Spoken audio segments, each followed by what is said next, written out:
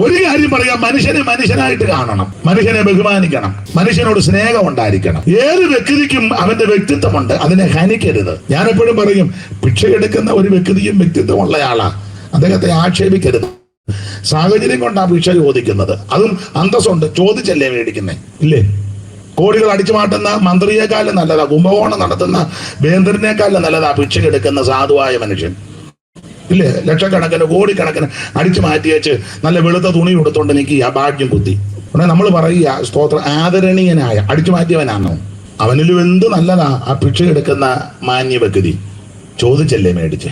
ഏത് വ്യക്തിക്കും അതിന്റെ അന്തസ്സുണ്ട്. നമ്മുടെ ആൾക്കാർക്ക് അങ്ങനെയൊക്കെയുള്ള ചില ചിന്തകളുണ്ട്. അടുക്കള പണിയാ, അത് നല്ലതല്ലേ? ഒരു ജോലിയും ചെയ്യാതെ തിന്നുന്ന നിന്നേക്കാളും നല്ലതാ. ചുമ്മാ ഇരുന്ന് അങ്ങ് കഴിക്കുക, ഒരു ജോലിയും ചെയ്യുകയല്ല.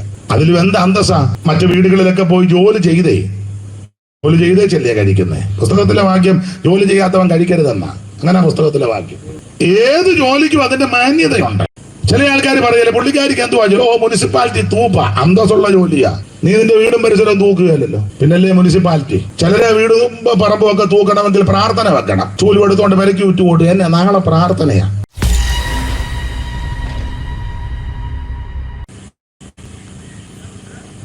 യോഹന്നാന്റെ സുവിശേഷം. അപ്പൊ ആ ഭാഗത്തേക്ക് വരുന്നതിന് മുമ്പ് ഈ പുസ്തകത്തെ പറ്റി ഒന്ന് പരിചയപ്പെടുത്താം. ഇവിടെ ഇരിക്കുന്ന സ്റ്റേജിലും സദസ്സിലും ഒക്കെ ഇരിക്കുന്നവർക്ക് ഈ പുസ്തകം നല്ല പരിചയമാണ്. ഈ പുസ്തകം, ഇതിന്റെ പേര് സത്യവേദ പുസ്തകം എന്ന പേരെങ്ങനെ, സത്യവേദ പുസ്തകം. 4 വേദം, 6 ശാസ്ത്രം, 18 പുരാണങ്ങൾ, അങ്ങനെയൊക്കെയാണ് നമ്മൾ പഠിച്ചതും പഠിപ്പിച്ചതും പഠിക്കുന്നതും. എന്നാൽ ഇതിന്റെ പേര് സത്യവേദ പുസ്തകം. മുഴുവൻ സത്യമാണ്. ഇതുപോലെ ഒരു പുസ്തകം ഉലകത്തിൽ ഉണ്ടായിട്ടില്ല, ഇനി ഉണ്ടാകത്തുമില്ല, ആർക്കോട്ട് ഉണ്ടാക്കാനും ഒക്കുകയില്ല. അത്രയ്ക്ക് വിശേഷപ്പെട്ട പുസ്തകമാണ് ഈ സത്യവേദ പുസ്തകം. ഇതെടുത്തത് തന്നെ വലിയ മഹാഭാഗ്യമാണ്. ഈ പുസ്തകം 66 പുസ്തകങ്ങൾ അടങ്ങുന്നതാണ് ഈ സത്യവേദ പുസ്തകം. ഇത് ഞാൻ ചില കാര്യങ്ങൾ പറയുന്നത് ചിലർക്ക് ഇതിനെപ്പറ്റി അറിയത്തില്ല. അപ്പൊ അവരും ചിന്തിക്കും, ഒരു പുസ്തകം, കനവുള്ളൊരു പുസ്തകം പിടിച്ചുകൊണ്ട് അങ്ങോട്ടും ഇങ്ങോട്ടും എല്ലാം നടക്കുക, ഇതെന്തോ ആണെന്ന്. ചിലർക്ക് അറിയത്തില്ല, അല്ലെങ്കിൽ പിടിച്ചോണ്ട് നടക്കുന്നവർക്കും അറിയാൻ മേല. വർഷങ്ങളായിട്ട് അമ്മ ഇത് ചുമന്നുകൊണ്ട് നടക്കുന്നുള്ളത് അമ്മയ്ക്ക് ഇതിനെ വകുപ്പ് എന്നാന്നറിയാൻ മേല. അപ്പൊ അതുകൊണ്ട് അതൊന്ന് അറിഞ്ഞേച്ച് മുമ്പോട്ട് പോകാം. അപ്പൊ 66 പുസ്തകങ്ങൾ അടങ്ങുന്ന പുസ്തകമാണ് സത്യവേദ പുസ്തകം.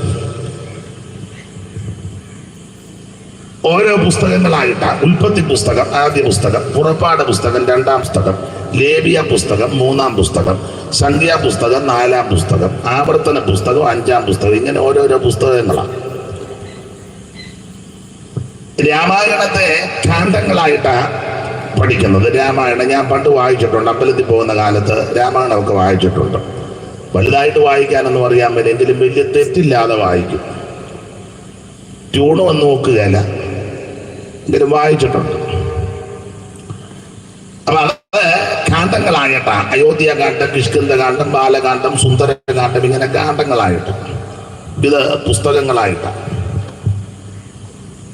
മഹാഭാരതം പർവങ്ങളായിട്ടാ, ദ്രോണപർവം, ഭീഷ്മപർവം, കർണപർവം, പർവം. ഭഗവത്ഗീത യോഗങ്ങളായിട്ടാ, അർജുന വിഷാദ യോഗം, സാംഖ്യയോഗം, ഗുണയോഗം, കർമ്മയോഗം, യോഗമാണല്ലോ. അപ്പോൾ ഈ പുസ്തകങ്ങളായിട്ട് ഉൽപ്പത്തി പുസ്തകം, പുറപ്പാട് പുസ്തകം, ലേവ്യ പുസ്തകം, സംഖ്യാ പുസ്തകം, ആവർത്തന പുസ്തകം, യോശുവയുടെ പുസ്തകം, ഇങ്ങനെ പുസ്തകം. അതിൽ ആദ്യത്തെ പുസ്തകം ഉൽപ്പത്തി പുസ്തകം, ഒടുവിലത്തെ പുസ്തകം വെളിപ്പാട് പുസ്തകം, അങ്ങനെയാണ് ഇത് 66 പുസ്തകം. ഇതുപോലെ ഒരു പുസ്തകം ഉണ്ടായിട്ടില്ല. എനിക്ക് സാധാരണ പഴയ പാട്ടുകൾ പാടുന്നൊന്നും അവകാശപ്പെടുകയല്ല, ചൊല്ലും, അതായിരിക്കും കുറച്ചുകൂടെ നല്ലത്. അപ്പൊ അതിന്റെ താളത്തിൽ നിൽക്കാൻ സഹോദരന്മാരെ കൊണ്ടുവന്നവർ വന്നിട്ടില്ല. എങ്കിലും നിങ്ങളും സഹകരിക്കുകയാണെങ്കിൽ നമുക്ക് നോക്കാം. ഒരു ദിവസം പശുവിനെ വഴിയിലും കെട്ടാണ്, അപ്പൊ നിങ്ങൾ വന്ന് നോക്ക്. ഇവര് 2 ദിവസം കൂടെ സഹകരിക്കുകയാണെങ്കിൽ അതിന്റെ കണക്കിന് പോകും. ആദ്യമായിട്ടായതുകൊണ്ട് ചിലപ്പം അപാകതകൾ വരും. പണ്ട് സ്കൂളിൽ പഠിച്ചത് കൃഷ്ണഗാഥ, ചെറുശ്ശേരി എഴുതിയത് കൃഷ്ണഗാഥ. അപ്പൊ അതിന്റെ താളത്തിൽ ഒരു വരി എഴുതിയിട്ടുണ്ട്. ആ വരി ഇങ്ങനെ, ഈ പുസ്തകത്തെ പറ്റിയാ: വേദഗ്രന്ഥത്തിലെ ദിവ്യവചനങ്ങൾ മാധുര്യമേറിടും തേനിനേക്കാൾ, പാതയ്ക്കു ദീപവും ആത്മാവിൻ വാളതും പാറയെ പൊട്ടിക്കും ചുറ്റികയും. ആ താളത്തിലിടും. താളമൊന്നും പറയാൻ അറിയാൻ വേണ്ട. കുഞ്ഞിനെ തൊട്ടിയാലാട്ടിയപ്പോഴല്ലയോ ഉന്തുന്തുന്തുന്തുന്തുന്ന് പഠിച്ചല്ലോ. ഉന്തുന്തുന്തു പഠിച്ചല്ലേ? വേദഗ്രന്ഥത്തിലെ ദിവ്യവചനങ്ങൾ മാധുര്യമേറിടും തേനിനേക്കാൾ, പാതയ്ക്കു ദീപവും ആത്മാവിൻ വാളതും പാറയെ പൊട്ടിക്കും ചുറ്റികയും. പാരിലിതുപോലെ മറ്റൊരു ഗ്രന്ഥവും പാരായണം ചെയ്തിട്ടില്ല ന്യൂനം. 2 ഭാഗങ്ങളെ ഉണ്ടറൂപത്താറ് പുസ്തകങ്ങൾ. അത് പിടിച്ചു വരുമ്പോ ഞാൻ പാട്ട് നിർത്തും. ഇരുന്നു മോനിരുന്നു. അപ്പൊ ഇത് 2 ഭാഗങ്ങളാണ്. 2 ഭാഗങ്ങളെങ്ങുണ്ടതിലാകവേ ഉണ്ടറൂപത്താറ് പുസ്തകങ്ങൾ. ഉൽപ്പത്തി തൊട്ടു മലാക്കി വരെയുള്ള 39 പുസ്തകങ്ങൾ. ഉൽപ്പത്തി, പുറപ്പാടു, ലേവ്യ, സംഖ്യ, പിന്നെ ആവർത്തനം എന്നീ 5 ഗ്രന്ഥം. ഇങ്ങനെ 2 ഭാഗങ്ങളായിട്ടായി ഈ പുസ്തകം, സത്യവേദ പുസ്തകം. ഇതിന്റെ ആദ്യത്തെ ഭാഗം പഴയ നിയമവും 2ാം ഭാഗം പുതിയ നിയമവും. 2 നിയമങ്ങളായത്. ഇത് നിയമമാണ്. നിയമമൊന്നും തെറ്റിക്കരുത്. ഈ പുസ്തകം വണ്ടിയുടെ ഫ്രണ്ടിൽ വെച്ചേച്ച് ചുമന്ന ലൈറ്റ് തെളിഞ്ഞു നിൽക്കുമ്പോൾ വണ്ടി പോകരുത്. മനസ്സിലായില്ല? ട്രാഫിക്കിന്റെ അവിടെ പുസ്തകം ഫ്രണ്ടിൽ ഇരിക്കുക, സിഗ്നല് ചുമന്ന ലൈറ്റ്, അന്നേരം കയറി പോവുക. ഇരിക്കുന്ന പുസ്തകം എന്റേതാണ്. എന്തേലും വാ തുറന്ന് പറ. നിയമം മനസ്സിലാകുന്നില്ല. ഇത് നിയമ പുസ്തകമാണ്. ഇതിനകത്ത് നിയമങ്ങൾ ഒത്തിരി ഉണ്ട്. മാതാപിതാക്കളെ ബഹുമാനിക്കണം, എന്റെ നിയമം ഇതാ. അന്നേരം അപ്പനും അമ്മയ്ക്കും വെള്ളം കൊടുക്കാതെ ഈ പുസ്തകമായിട്ട് ഞായറാഴ്ച പള്ളിയിലോട്ട് പോവുക. എന്നെ ആരും മിണ്ടാതിരിക്കുന്നേ, ഇന്ന് അധികം മിണ്ടുവൊന്നും വേണ്ട. ഇത് നിയമമാണ്. ഇതിനകത്ത് നിയമമാണ്. അയലത്തുകാരനെ നിന്നെ പോലെ തന്നെ അവനെ സ്നേഹിക്കണം. അവനോട് മിണ്ടിട്ട് 5 കൊല്ലമായി. പുസ്തകം എടുത്തോണ്ട് ഞായറാഴ്ച ഓടുക. മിക്കവാറും ഞായറാഴ്ച ആള് കുറയുമെന്നാണ് തോന്നുന്നത്. പാസ്റ്റർ കൂടുതൽ ആള് വരാനായിരിക്കും ആഗ്രഹിക്കുന്നത്. മിക്കവാറും ഇന്ന് ഈ ആഴ്ച കുറയും.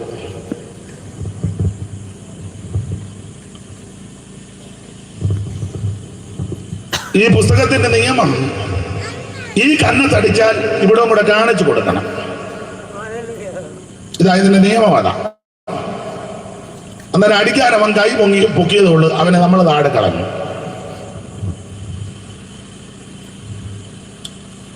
നമ്മുടെ ഒരു അമ്മയാ, തൻ്റെ അടി അമ്മ ഒരിക്കൽ പറഞ്ഞു, അവനെന്നെ അടിക്കാൻ തോന്നിയോളൂ, ഞാൻ കാലുമടക്കി അടിച്ചവനെ താഴെ ഇട്ടെന്ന്. പഴയ ഗുസ്തിക്കാരിയാ. ഇത് നിയമമാണ്. ഈ നിയമം ആദ്യം കാക്കേണ്ടതും അനുസരിക്കേണ്ടത് ഇതെടുത്തോണ്ട് നടക്കുന്നവരാ.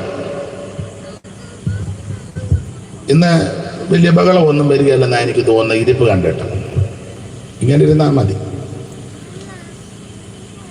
അപ്പൊ ഇത് 2 ഭാഗങ്ങളാ, പഴയ നിയമവും പുതിയ നിയമവും. പഴയ നിയമം ഉൽപ്പത്തി പുസ്തകം മുതൽ മലാക്കി പുസ്തകം വരെയുള്ളതായ 39 പുസ്തകങ്ങൾ. പുതിയ നിയമം മത്തായി സുവിശേഷം മുതൽ വെളിപ്പാട് പുസ്തകം വരെയുള്ള 27 പുസ്തകങ്ങൾ.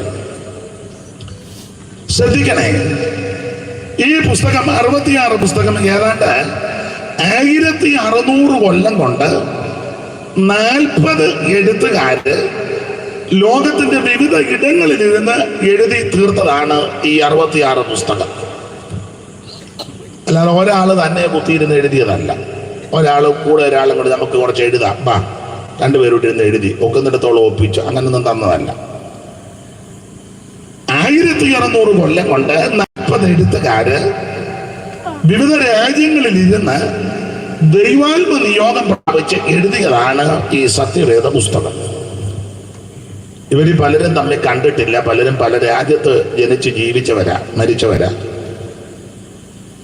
പല ടൈപ്പിൽപ്പെട്ട ആൾക്കാരാ. ഈ പുസ്തകം രാജാക്കന്മാരെ കൊണ്ട് എഴുതിപ്പിച്ചിട്ടുണ്ട്, മീൻ പിടിക്കുന്ന മുക്കുവന്മാരെ കൊണ്ട് ഇതിലെ പുസ്തകം എഴുതിച്ചിട്ടുണ്ട്, ഡോക്ടർ ലൂക്കോസ് പുസ്തകം എഴുതിയിട്ടുണ്ട്. മാത്രമല്ല ആടുകളെ തീറ്റുന്നവരെ കൊണ്ട് ഇതിലെ പുസ്തകം എഴുതിച്ചിട്ടുണ്ട്, ഭരണ തന്ത്രജ്ഞന്മാരെ കൊണ്ട് ഇതിലെ പുസ്തകം എഴുതിച്ചിട്ടുണ്ട്, വിദ്യാ നിപുണന്മാരായ പ്രിയപ്പെട്ടവരും ഇതിനകത്തെ പുസ്തകം എഴുതി. എന്ന് പറഞ്ഞാൽ ലോകത്തിന്റെ അല്ലെങ്കിൽ ജീവിതത്തിന്റെ എല്ലാ തുറകളിൽപ്പെട്ടവരെയും പുസ്തകം എഴുതാൻ ദൈവം ഉപയോഗിച്ചു. അല്ലാതെ ഒരാൾ മാത്രം കുത്തിയിരുന്ന് എഴുതിയതല്ല. സാധാരണക്കാര്, രാജാക്കന്മാര്, ജ്ഞാനികള്, വിദ്യാവിഹീനന്മാര്, വിദ്യാ നിപുണന്മാര്, അവരെല്ലാം കൂടെ ചേർന്നാണ് ഇത് എഴുതിയത്.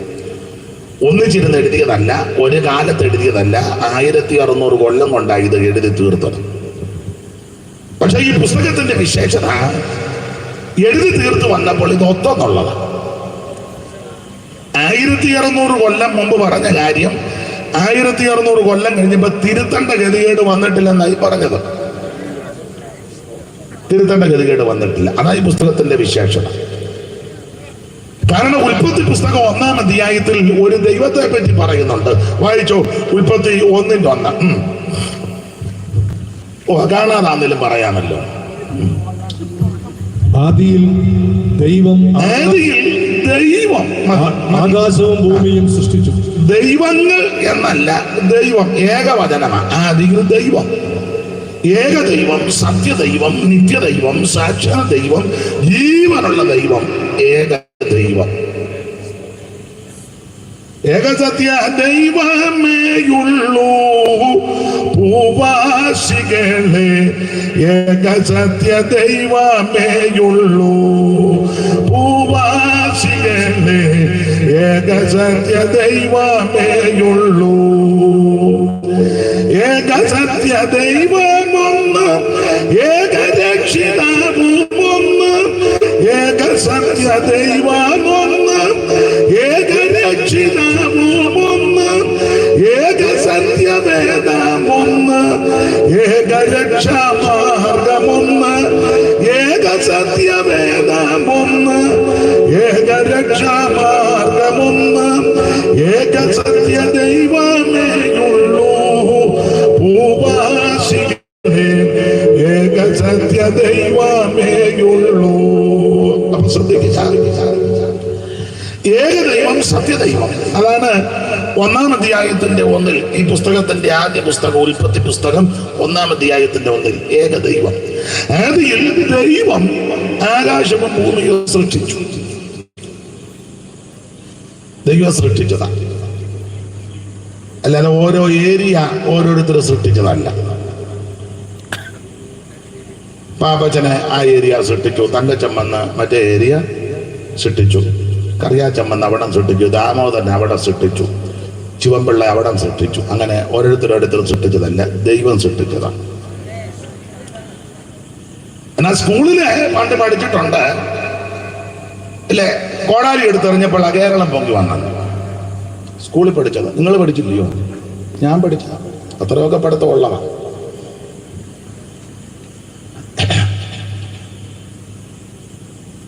എനിക്ക് തോന്നുന്നു ഉമാകേരളത്തിലാണോ ഉള്ളൂർ എഴുതിയതാണോന്ന് അറിയത്തില്ല. വരി ഇങ്ങനെ എന്തുവാ നിങ്ങൾ പറഞ്ഞു? പ്രസംഗം എറിക്കുന്നില്ലെന്നായിരിക്കും. ഇന്നിങ്ങനെ പോട്ടെ.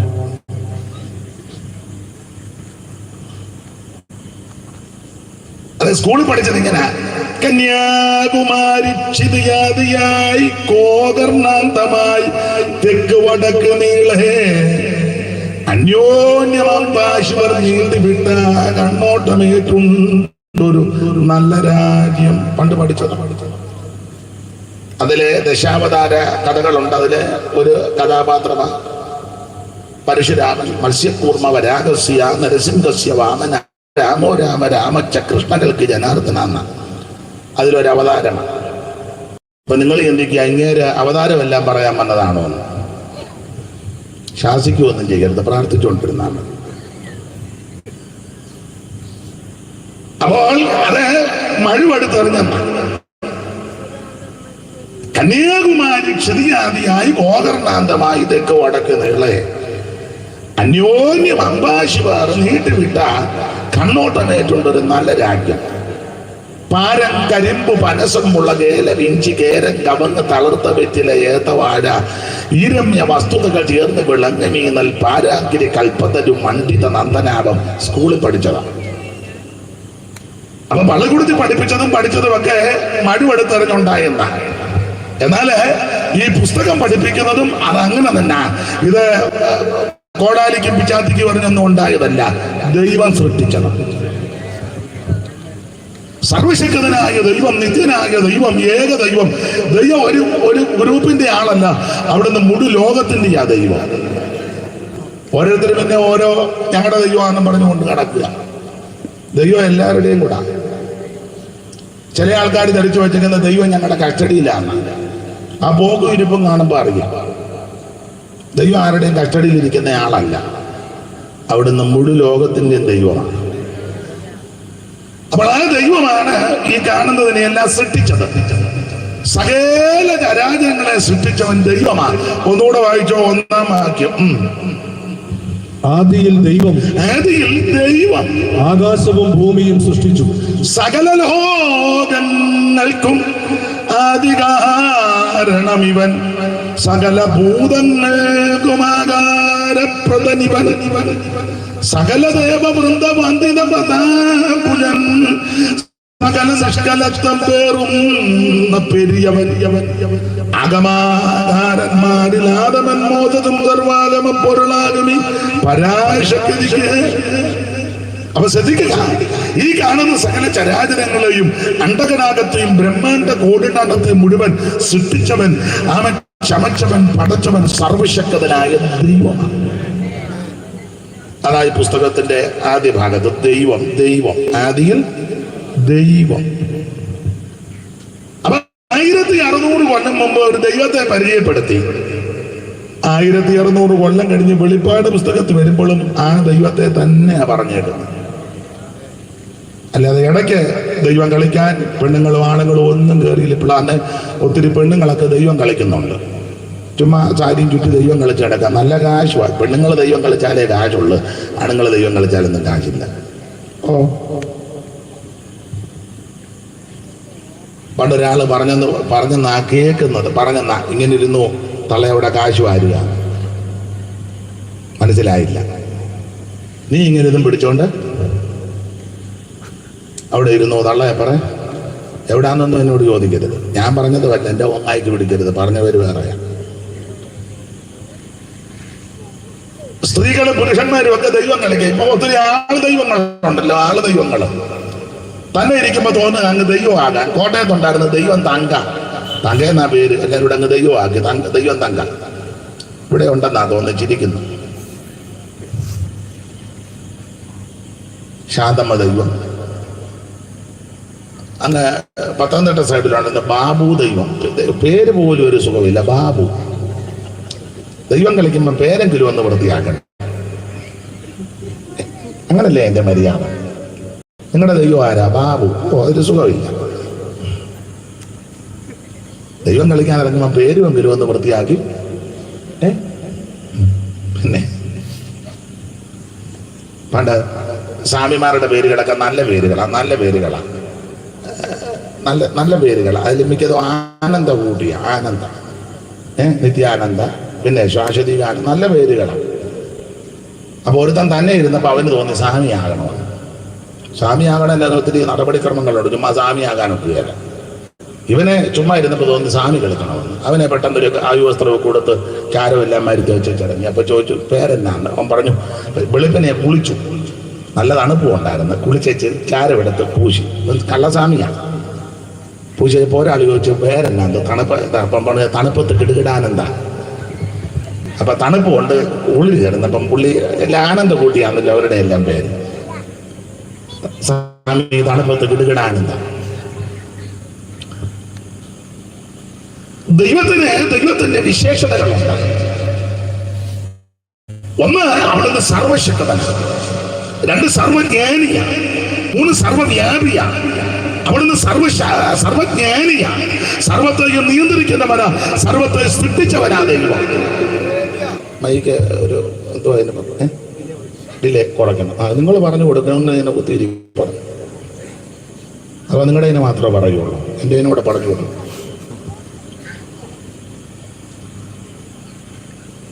ഞാൻ പാട്ട് പാടുകയോ എന്തെങ്കിലുമൊക്കെ ചൊല്ലുകയോ ചെയ്യുമ്പോൾ ഒരു ചെറിയ അതാ നല്ലത്. പ്രസംഗിക്കുമ്പം ഇങ്ങനെ പോട്ടെ. അപ്പൊ സർവശക്തനായ ദൈവം പിന്നെ ഉണ്ട്.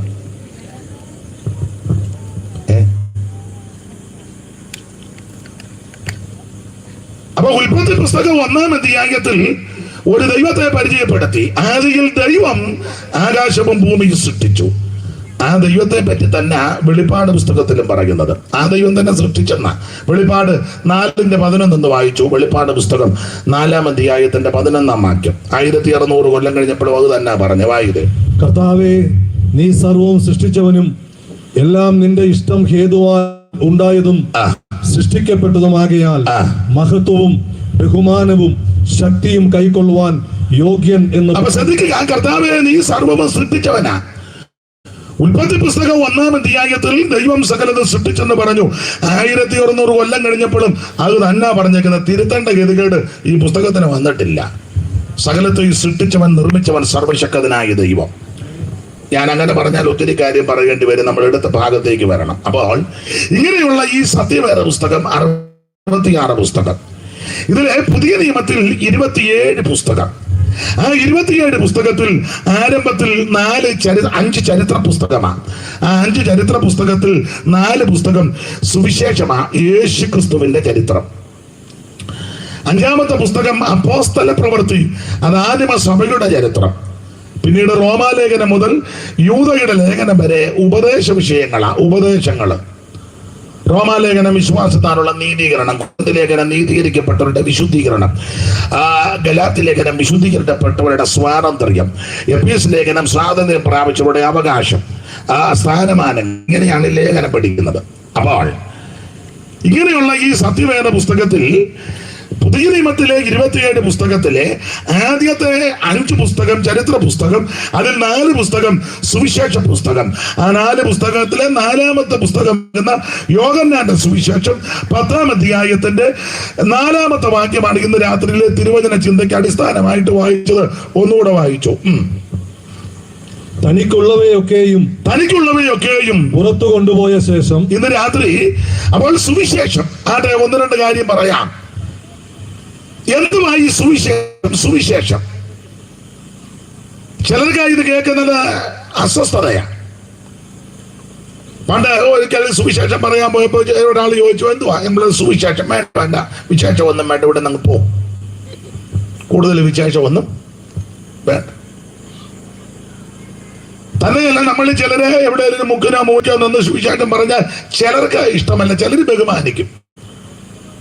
അവരെ ചിലർ പറയും, നല്ല കാര്യമാണ് പറയുന്നത്, നിന്ന് പറയട്ടെ. കുഞ്ഞുങ്ങളെല്ലാം മദ്യത്തിനും മയക്കുമരുന്നിനും ലഹരി പദാർത്ഥങ്ങൾക്കും അടിമപ്പെട്ട് മനുഷ്യനെ മനുഷ്യനായിട്ട് കാണാതെ താന്തോന്നികളായിട്ടും തന്നിഷ്ടക്കാരായിട്ടും അടിയും ബഹളവും പ്രശ്നവും ഒക്കെ ആയിട്ട് ജീവിക്കുമ്പോൾ ഇവര് പറയട്ടെ, നല്ല കാര്യമല്ലേ, പറഞ്ഞോട്ടെന്ന് ചിലര് പറയും. എന്നാൽ ചെല്ല് പറയും, വേണ്ട വേണ്ട വേണ്ട, ഈ ചേമ്പ് ഈ കലത്തിൽ ഇവിടെ വേകുകയല്ല, കൊണ്ടുപോ, ഈ പരിപ്പ് ഇവിടെ അങ്ങനെ ഓടിക്കും. അങ്ങനെയുള്ള ആൾക്കാരുണ്ട്. എന്നാൽ ഇന്ന് രാത്രി എന്നെ കേൾക്കുന്നവരോട് പറയട്ടെ, എന്തുമായി സുവിശേഷം? സുവിശേഷം എന്ന് പറഞ്ഞാൽ മതം മാറ്റുകയല്ല, അല്ല, സഭ മാറ്റുകയല്ല, സംഘടന മാറുന്നതുമല്ല സുവിശേഷം. ആളെ കൂട്ടി എന്റെ പറഞ്ഞ ഓളവും ബഹളവും മേളവും ഒന്നും അല്ല സുവിശേഷം. നാട്ടുകാരുടെ സ്വൈര്യം കെടുത്തുന്നതുമല്ല സുവിശേഷം. എനിക്ക് തോന്നുന്നത് ഇവിടെ 9 മണി 9:30 വരെ സാങ്ഷൻ ഉള്ളൂ. നമുക്ക് അത്രേ തരുവുള്ളൂ. എന്നാൽ ചിലർക്ക് 11:30 ആയാലും കുഴപ്പമൊന്നും അല്ല, അവർക്കും കുഴപ്പമില്ല. നമുക്ക് 9 നമ്മൾ ബൈബിളിന്റെ സിമ്പിട്ട് കാണിക്കും. ആദ്യം കുഴപ്പം നമുക്കാ. ഇന്നലെ ഒരു യോഗത്തിന് പോകാൻ നേരത്ത് റോഡ് അങ്ങ് ബ്ലോക്കാക്കി, മൊത്തം ബ്ലോക്കാക്കി, വിടുകയില്ലെന്ന് പറഞ്ഞു. വേറെ വഴി കൂടെ പോകാൻ ആർക്കും പ്രശ്നവുമില്ല, എതിരുമില്ല. നമ്മൾ ബ്ലോക്ക് ഒന്നും ആക്കുന്നില്ല, എന്നാലും ഒരു മുക്കിന് നിന്ന് പറഞ്ഞ ഉടനെ ചിലർക്ക് ഇത് ഇഷ്ടമല്ല. എന്നാൽ ഇത് നല്ല കാര്യമായി പറയുന്നത്. ഞാൻ ആ ഭാഗത്തേക്ക് വരിക. അപ്പൊ സുവിശേഷം എന്തുവാ? ഈ സുവിശേഷം മതം മാറ്റുകയല്ല, സഭ മാറ്റുകയല്ല, സംഘടന മാറ്റുകയല്ല, ആളെ കൂട്ടി ബഹളവോളം ഉണ്ടാക്കുകയല്ല, ഭീഷണിപ്പെടുത്തുന്ന മാർഗവുമല്ല. എന്റെ ഭാഷ പറഞ്ഞ വടിവാള് കറക്കി കാണിച്ചേച്ച് ഞങ്ങളുടെ മതത്തിൽ ചേരണ, അങ്ങനെയൊന്നുമല്ല. ആ മാർഗമല്ല ഇത്. തോക്ക് കൊണ്ട് കാണിച്ച് ഭീഷണിപ്പെടുത്തി മതത്തിൽ ചേർക്കുന്ന മാർഗമല്ല. അങ്ങനെയൊന്നും ചേർക്കുകയല്ല.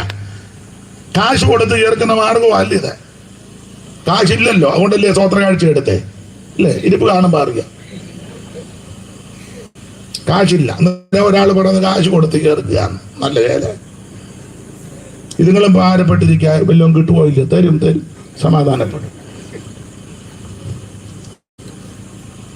അപ്പൊ ശ്രദ്ധിക്കുക, ഇത് കാശ് കൊടുത്ത ആളെ കൂട്ടുന്ന മാർഗമല്ല, സഭ മാറ്റുകയല്ല, മതം മാറ്റവുമല്ല. സുവിശേഷം എന്ന് പറഞ്ഞാൽ ഒരു വ്യക്തിയാ, അത് മറ്റാരുമല്ല, നസറായനാകുന്ന യേശു ക്രിസ്തു. അതാ സുവിശേഷം. അറിവുള്ള വാക്യമാണെങ്കിലും വായിച്ചു. കാരണം ഇതൊക്കെ വേദപുസ്തകത്തിലെ കാര്യമാണ് പറയുന്നെന്ന് കേൾവിക്കാർക്ക് മനസ്സിലാകണം. അല്ലെ നിങ്ങൾ പറയും, ആരാന്നോ പറന്ന് ശബ്ദമുള്ള ഒരുത്തം ഏതാണ്ടെല്ലാം പറഞ്ഞു വെച്ചു, എവിടുന്നാന്നോ? അത് വേണ്ട, പുസ്തകത്തിൽ നിന്നാന്ന് അറിയണം.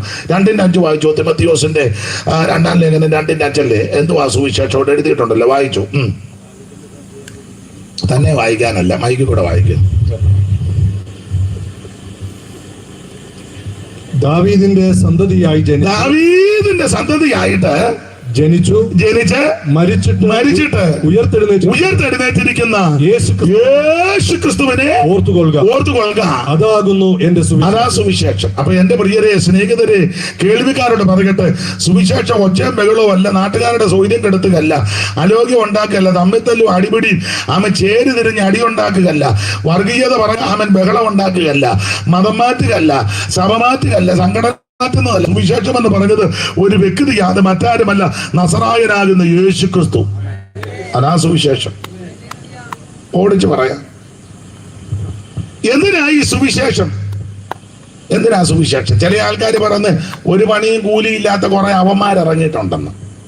ഇന്നാളൊരാൾ പറഞ്ഞു കേട്ടു, ഞാനും കേട്ടു. പിന്നെ എന്നാ പറയാ, ഒരു ജോലിയും കൂലിയില്ലാത്ത കുറെ അവന്മാര്. ഞങ്ങളുടെ ഒരു കൊച്ചമ്മയുടെ മോൻ പറഞ്ഞത്, കരിക്കിന്റെ മോന്ത് എത്തിയ പോലെ കുറെ എണ്ണ ഇറങ്ങിയിട്ടുണ്ടെന്ന്. മീശ പഠിച്ചതിന് പറഞ്ഞതാ, കരിക്കിന്റെ മോന്ത് എത്തിയത് പോലെ. ഓരോരോ അഭിപ്രായങ്ങളാ. അപ്പൊ ചെല്ലി പറയുകയാ, തൊഴിലില്ലാത്ത കുറെ എണ്ണം, അവരുടെ വൈദ്യപ്പഴപ്പന് എല്ലാം വൈദ്യപ്പഴപ്പാന്നല്ലോ. അപ്പൊ ചില ആൾക്കാർ പറയുന്നത് വൈദ്യപ്പഴപ്പൻ ഇറങ്ങിയിരിക്കുക. എന്തിനാ സുവിശേഷം? സുവിശേഷം എന്തിനാണ് ഒറ്റവാക്കി പറയുക? സകല മനുഷ്യരും രക്ഷപ്പെടാൻ, മനുഷ്യവർഗം മുഴുവൻ രക്ഷപ്പെടണം, മനുഷ്യജാതി മുഴുവൻ രക്ഷപ്പെടണം. ഈ ജാതിയും വർഗവും മരണം ഉണ്ടാക്കിയത് മനുഷ്യനാ. അതെ, മനുഷ്യനാ. ഇവര് ചില കൂടുതലാ, അവര് കുറഞ്ഞവരാ, മറ്റവര് ഒരു പരുവത്തിന് നിൽക്കുന്നു, ഇവരൊട്ടും കൊള്ളുകയല്ല. ഇതൊക്കെ മനുഷ്യനൊപ്പിച്ചതാ. മുഖത്തിൽ നിന്ന് വന്നെന്ന് പറയുന്നു, കുറെ പേര് ഇവിടുന്ന് ഇറങ്ങിയെന്ന് പറയുന്നു, കാലിൽ നിന്ന് വന്നെന്ന് പറയുന്നു, പാദത്തിൽ നിന്ന് വന്നെന്ന് പറയുന്നു, എല്ലാം നുണയെല്ലാം പറഞ്ഞ് ഒപ്പിച്ച് വെച്ചിരിക്കുക. അത് വെച്ചാ ഇടപെടുന്നത്. ഞങ്ങൾ ചില കൂടിയവരാ, അവര് കുറഞ്ഞവരാ, അതുകൊണ്ട് അവരോട് അധികം അടുക്കരുത്, പോകരുത്, ഇതൊക്കെ ഒപ്പിച്ച് വെച്ചിരിക്കുക. ബ്രാഹ്മണോകം നരേന്ദ്രോകം ആദ്യോഗം എന്നിങ്ങനങ്ങിടുന്ന ഞാന്തരേ, ജന്തുക്കൾ ഭക്ഷിച്ചു കാച്ചിച്ചു പോകിലും ബന്ധു വെണ്ണീറായി ചമഞ്ഞു പോയിടിലും മണ്ണിന് കീടായി കൃമികളായി പോകിലും. ബ്രാഹ്മണ, ക്ഷത്രിയ, വൈശ്യ, ശൂദ്ര സംസ്കാരം ഒന്നൊന്നും പറയാൻ ഞാൻ തുനിയുന്നില്ല. നാശം ഒപ്പിച്ചു വെച്ചിരിക്കുക. അവര് ചില കൂടിയവരാ, ഇവര് കുറഞ്ഞവരാ, മറ്റവരൊട്ടും കൊള്ളുകയല്ല. ഇതൊക്കെ മനുഷ്യൻ ഒപ്പിച്ചതാ. ഒരു കാര്യം പറയാം, മനുഷ്യനെ മനുഷ്യനായിട്ട് കാണണം, മനുഷ്യനെ ബഹുമാനിക്കണം, മനുഷ്യനോട് സ്നേഹം ഉണ്ടായിരിക്കണം. ഏത് വ്യക്തിക്കും അവന്റെ വ്യക്തിത്വമുണ്ട്, അതിനെ ഹനിക്കരുത്. ഞാൻ എപ്പോഴും പറയും, ഭിക്ഷയെടുക്കുന്ന ഒരു വ്യക്തിയും വ്യക്തിത്വമുള്ളയാളാ, അദ്ദേഹത്തെ ആക്ഷേപിക്കരുത്. സാഹചര്യം കൊണ്ടാണ് ഭിക്ഷ ചോദിക്കുന്നത്, അതും അന്തസ്സുണ്ട്, ചോദിച്ചല്ലേ മേടിക്കുന്നേ. ഇല്ലേ? കോടികൾ അടിച്ചു മാറ്റുന്ന മന്ത്രിയേക്കാളും നല്ലതാ, കുംഭകോണം നടത്തുന്ന വേന്ദ്രനേക്കാളും നല്ലതാ ഭിക്ഷ എടുക്കുന്ന സാധുവായ മനുഷ്യൻ, ഇല്ലേ? ലക്ഷക്കണക്കിന് കോടിക്കണക്കിന് അടിച്ചു മാറ്റിയേച്ച് നല്ല വെളുത്ത തുണി കൊടുത്തോണ്ട് നിൽക്കുക, ഭാഗ്യം കുത്തി. ഉടനെ നമ്മൾ പറയുക സ്തോത്രം, ആദരണീയനായ അടിച്ചു മാറ്റിയവനാണോ? അവനിലും എന്ത് നല്ലതാ ആ ഭിക്ഷ എടുക്കുന്ന മാന്യ വ്യക്തി, ചോദിച്ചല്ലേ മേടിച്ച്. ഏത് വ്യക്തിക്കും അതിന്റെ അന്തസ്സുണ്ട്. സ്വന്തം ആൾക്കാരുടെ പേരില്, മക്കളുടെയും കൊച്ചുമക്കളുടെ ഒക്കെ പേരില് ഒപ്പിക്കുന്ന ആൾക്കാരുണ്ട്. അവരിലുമൊക്കെ നല്ലതാ ഭിക്ഷ എടുക്കുന്നവൻ ആണെന്ന്. എല്ലാവർക്കും അതിന്റെ മാന്യതയുണ്ട്. നമ്മുടെ ആൾക്കാർക്ക് അങ്ങനെയൊക്കെയുള്ള ചില ചിന്തകളുണ്ട്. എന്നാള് ഞാൻ ചോദിച്ചു, ആ സഹോദരി നിങ്ങളുടെ കൂടാണോ? അതെ. പുള്ളിക്കാരിക്ക് എന്തോ അടുക്കള പണിയാ. അത് നല്ലതല്ലേ? ഒരു ജോലിയും ചെയ്യാതെ തിന്നുന്ന നിന്നേക്കാളും നല്ലതാ. ചുമ്മാ ഇരുന്ന് അങ്ങ് കഴിക്കുക, ഒരു ജോലിയും ചെയ്യുകയല്ല. അതിലും എന്ത് അന്തസ്സാ. മറ്റു വീടുകളിലൊക്കെ പോയി ജോലി ചെയ്തേച്ചല്ലേ കഴിക്കുന്നേ. പുസ്തകത്തിലെ വാക്യം ജോലി ചെയ്യാത്തവൻ കഴിക്കരുതെന്നാ. അങ്ങനെ പുസ്തകത്തിലെ വാക്യം. ഏത് ജോലിക്കും അതിന്റെ മാന്യതയുണ്ട്. ചില ആൾക്കാർ പറയല്ലേ, പുള്ളിക്കാരിക്ക് എന്തുവാ ജോലി? മുനിസിപ്പാലിറ്റി തൂപ്പ, അന്തസ്സുള്ള ജോലിയാ. നീ നിന്റെ വീടും പരിസരവും തൂക്കുകയല്ലോ, പിന്നല്ലേ മുനിസിപ്പാലിറ്റി. എന്നെ ഇങ്ങനെ നോക്കിയിരിക്കുന്നേ. ചിലരെ വീടും പറമ്പും ഒക്കെ തൂക്കണമെങ്കിൽ പ്രാർത്ഥന വെക്കണം. ചൂലും എടുത്തോണ്ട് വിലക്ക് വിറ്റുപോട്ട്. എന്നെ നാളെ പ്രാർത്ഥനയാ. ചുക്കിലി അടിക്കുന്നു, കട്ടിൽ മറച്ചിട്ടേച്ച് ചുക്കിലി തൂക്കുന്ന മേശയുടെ അടിയിൽ കൂടെ നോക്കി കട്ടം മാറ്റി വെച്ച് അവിടെ എല്ലാം മാറാലയ ആഴ്ചയിൽ ഒരു പ്രാർത്ഥനയിലും വെക്കാം. അങ്ങനെയും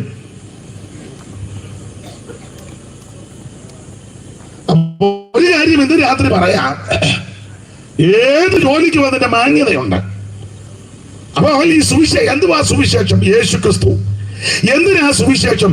സകല മനുഷ്യരും രക്ഷപ്പെടാൻ. 5 പൈസ കൊടുക്കണ്ട കേട്ടോ, അര കാശ് മുടക്കണ്ട, അരമണ്ട, ഭൗതിക വസ്തുക്കളൊന്നും കൊണ്ട് കൊടുക്കണ്ട രക്ഷപ്പെടാനേ. മെഴുകുതിരിയും കൊടുക്കണ്ട, എണ്ണയും കൊടുക്കണ്ട, പൂവൻകോഴിയും കൊടുക്കണ്ട, പടക്കോഴിയും കൊടുക്കണ്ട, ആടും വേണ്ട, മാടും വേണ്ട, ഒന്നും വേണ്ട, നിന്നെ അങ്ങ് കൊടുത്താ മതി. എന്റെ സ്വോത്ര കാഴ്ച ഇടണ്ട. ഇവിടെ പിന്നെ എടുത്തത് പാവത്തങ്ങള് ചില കാര്യങ്ങളൊക്കെ ഉള്ളത് കൊണ്ട് അത് സ്വർഗത്തിൽ പോകാനൊന്നുമല്ല, രക്ഷിക്കപ്പെടാനൊന്നുമല്ല. ഇവിടുത്തെ പല ആവശ്യങ്ങളുണ്ട്, അതൊക്കെ നടക്കണം. അതിനാ അദ്ദേഹത്തോണ്ട് തന്നെ ഒക്കത്തില്ല. ഒക്കുവോ? എനിക്കിരിപ്പ് കാണുമ്പോ അറിയാം, പാവം. എന്നാൽ ഇതെല്ലാം ചെയ്തല്ലോ, ദൈവം അനുഗ്രഹിക്കട്ടെ. ഇവിടെയുള്ള പ്രിയപ്പെട്ടവര് സഹകരിക്കുന്നല്ലോ, നാട്ടുകാരുമൊക്കെ സഹകരിക്കുന്നല്ലോ, ദൈവം നിങ്ങളെ അനുഗ്രഹിക്കട്ടെ. അപ്പൊ ചുരുക്കി പറഞ്ഞാൽ ഇതെടുക്കുന്നത് സ്വർഗത്തിൽ പോകാനൊന്നുമല്ല, രക്ഷിക്കപ്പെടാനല്ല. രക്ഷിക്കപ്പെടുവാൻ ഒറ്റ മടിയേ ഉള്ളൂ, യേശു ക്രിസ്തുവിനെ രക്ഷിതാവായി സ്വീകരിക്കുക. മറ്റൊരുത്തനും രക്ഷയില്ല.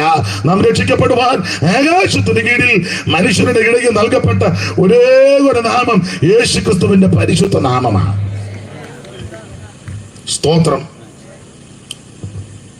രക്ഷിപ്പാൻ മാർഗം വേറെയില്ല, രക്ഷകനേശു താൻ വഴിയേ. രക്ഷിപ്പാൻ മാർഗം ഞാന് അറിയാവുന്ന പാട്ട് പാടുമ്പോ നിങ്ങളൂടെ പാട്. അത് പറയാൻ പറ്റില്ലേ? എന്നാ എന്ത് ആരാ പാടുന്നത്? ഈ മൈക്ക് 4 എണ്ണം എന്തിനാ വെച്ചേക്കുന്നത്? അറിയാവുന്ന പാട്ട് പാടുമ്പം രക്ഷിപ്പാൻ മാർഗം വേറെയില്ല, രക്ഷകനേശു താൻ വഴിയേ. വരുവീ ഈ നല്ല സമയം വൃഥാവാകാതെ, നിന്നെ യേശു വിളിച്ചിടുന്നു. വരുവീ ഈ നല്ല സമയം വൃഥാവാകാതെ, നിന്നെ യേശു വിളിച്ചിടുന്നു. അപ്പൊ ശ്രദ്ധിക്കുക, എന്തിനായി സുവിശേഷം? സകല മനുഷ്യരും രക്ഷപ്പെടാൻ. ഒരു വാക്യം വായിച്ചോ കർത്തദാസനെ, തീത്തോസിന്റെ ലേഖനം 2-ാം അധ്യായത്തിന്റെ 11 മുതൽ താഴോട്ടുള്ള തിരുവെടുത്ത് അറിവുള്ള വാക്യമാ. വായിപ്പിക്കുന്ന എന്തിനാന്ന് ചോദിച്ചാൽ ഇതൊക്കെ ഇതിനകത്തുള്ളതാന്ന് അറിയണം. അതിനാ വായില്ലേ. സകല മനുഷ്യർക്കും രക്ഷാകരമായ ദൈവകൃപ ഉദിച്ചുവല്ലോ. സകല മനുഷ്യർക്കും രക്ഷാകരമായ ദൈവകൃപ. അപ്പൊ എന്തിനായി സുവിശേഷം? സകല മനുഷ്യരും രക്ഷപ്പെടണം. രക്ഷപ്പെടാനുള്ള മാർഗമാണ് സുവിശേഷം. ഒന്നുകൂടെ ആവർത്തിക്കാം, മതമാറ്റമല്ല, സഭമാറ്റമല്ല. അവൻ മനസ്സ് മാറി മാനസാന്തരപ്പെട്ട് അവൻ സ്വത്തിന് രക്ഷപ്പെടാനുള്ള മാർഗമാണ്. ഞാന് പ്രാരംഭത്തിൽ ഒരു കാര്യം പറയാം. ഞാനൊരു ഹൈന്ദവ പശ്ചാത്തലത്തിൽ നിന്നാണ് ഈ മാർഗത്തിൽ വന്നത്. എല്ലാം വിവരിക്കുന്നില്ല. സുഖമില്ലാതെ വളരെ പ്രയാസപ്പെട്ടു. ടൈഫോയിഡ് വന്നു കൂടി. ആലപ്പുഴ മെഡിക്കൽ കോളേജിലെ ചികിത്സകളൊക്കെ ആയിരുന്നു. ഭേദമൊന്നും വന്നില്ല.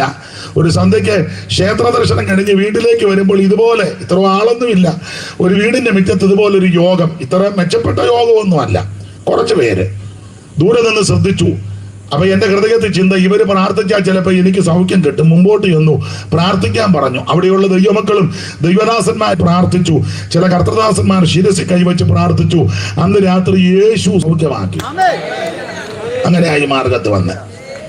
അപ്പൊ എന്റെ നെറ്റിയിലൊക്കെ കളവക്കുറിയും കയ്യിൽ പ്രസാദമൊക്കെ ഉണ്ടായിരുന്നു. വൃശ്ചികവ്രതത്തിന്റെ സമയമാ. ശരണം വിളിയൊക്കെ കഴിഞ്ഞ് നാമജപവും കഴിഞ്ഞാച്ചാ വരുന്നത്. അന്ന് രാത്രി യേശു എന്നെ രക്ഷിച്ചു. അപ്പൊ ഒരു കാര്യം ഇന്ന് രാത്രി പറയാം, അങ്ങനെയായി ഈ മാർഗത്ത് ഞാൻ വന്നത്. അല്ലാതെ എനിക്ക് ആരും കാശ് വന്നല്ല. അങ്ങനെയൊക്കെ ചിലര് പറയുന്നു. കാശ് കൊടുത്ത് കാശും കഞ്ഞി, പിന്നെ ചുമ്മാ ഊളത്തരമൊന്നും പറയരുത്. എനിക്കാരും തന്നില്ല. നിങ്ങൾക്ക് വല്ലതും കിട്ടിയെങ്കിൽ നിങ്ങൾ പറഞ്ഞു. എന്റെ കാര്യം എനിക്ക് പറയാം. ഒന്നറിയാം, യേശു എന്നെ സൗഖ്യമാക്കി. അവന് സമാധാനം ലഭിച്ചു. ദൈവത്തിന്റെ മഹത്വം. അപ്പൊ എന്തിനായി സുവിശേഷം? സകല മനുഷ്യനും രക്ഷപ്പെടാൻ. ഇനി ആരായി സുവിശേഷം കേൾക്കേണ്ടത്? ആര് കേൾക്കണം? എല്ലാരും കേൾക്കണം. വായിച്ചോ, 49-ാമത്തെ സങ്കീർത്തനത്തിന്റെ പ്രാരംഭവാക്യം. ആരാ കേൾക്കേണ്ടത്? ഒരു ഏരിയയിലുള്ളവരും ഒരു വിഭാഗക്കാരും ഒരു സംഘടനക്കാരും ഒരു സമൂഹം മാത്രമല്ല കേൾക്കേണ്ടത്. ആരാ കേൾക്കേണ്ടത്? എഴുതിയിട്ടുണ്ട്, വായിര്. സകല ജാതികളുമായുള്ളവരെ ഇത് കേൾപ്പിൻ. ഇത് കേൾക്കണം. മതി. സകല ജാതികളും ഇത് കേൾക്കണം. നമ്മള് ചില ഇടങ്ങളിലൊക്കെ പറയാൻ പോകുമ്പോ, ഞാനും പോയിട്ടുണ്ട്, പോകുമ്പോ ചോദിക്കും, എന്നാ സുവിശേഷം? സുവിശേഷം ഇല്ലയോ? അങ്ങോട്ട് ചെല്ല്, നിങ്ങളുടെ ആൾക്കാരാണ്ട് അവിടെ ഉണ്ട്. ആരാ നിങ്ങളുടെ ആൾക്കാരും? പത്രോസും മർക്കോച്ചനും സാറാമ്മയും ചിന്നമ്മയും മേരി, ഏതാ? ഒലിപ്പി മേരി. നാളെ എന്നോട് ഒരാൾ പറഞ്ഞ ഒലിപ്പി മേരിയാണ്. ആളറിഞ്ഞ തന്നെ ഞാൻ പറഞ്ഞത്. നിങ്ങൾ പറഞ്ഞോ നമ്മുടെ മേരി അത് തന്നെ. പിന്നെ എരുമമ്മേനെ എനിക്കറിയരുത്. എത്തക്കുടി ചിന്നമ്മ.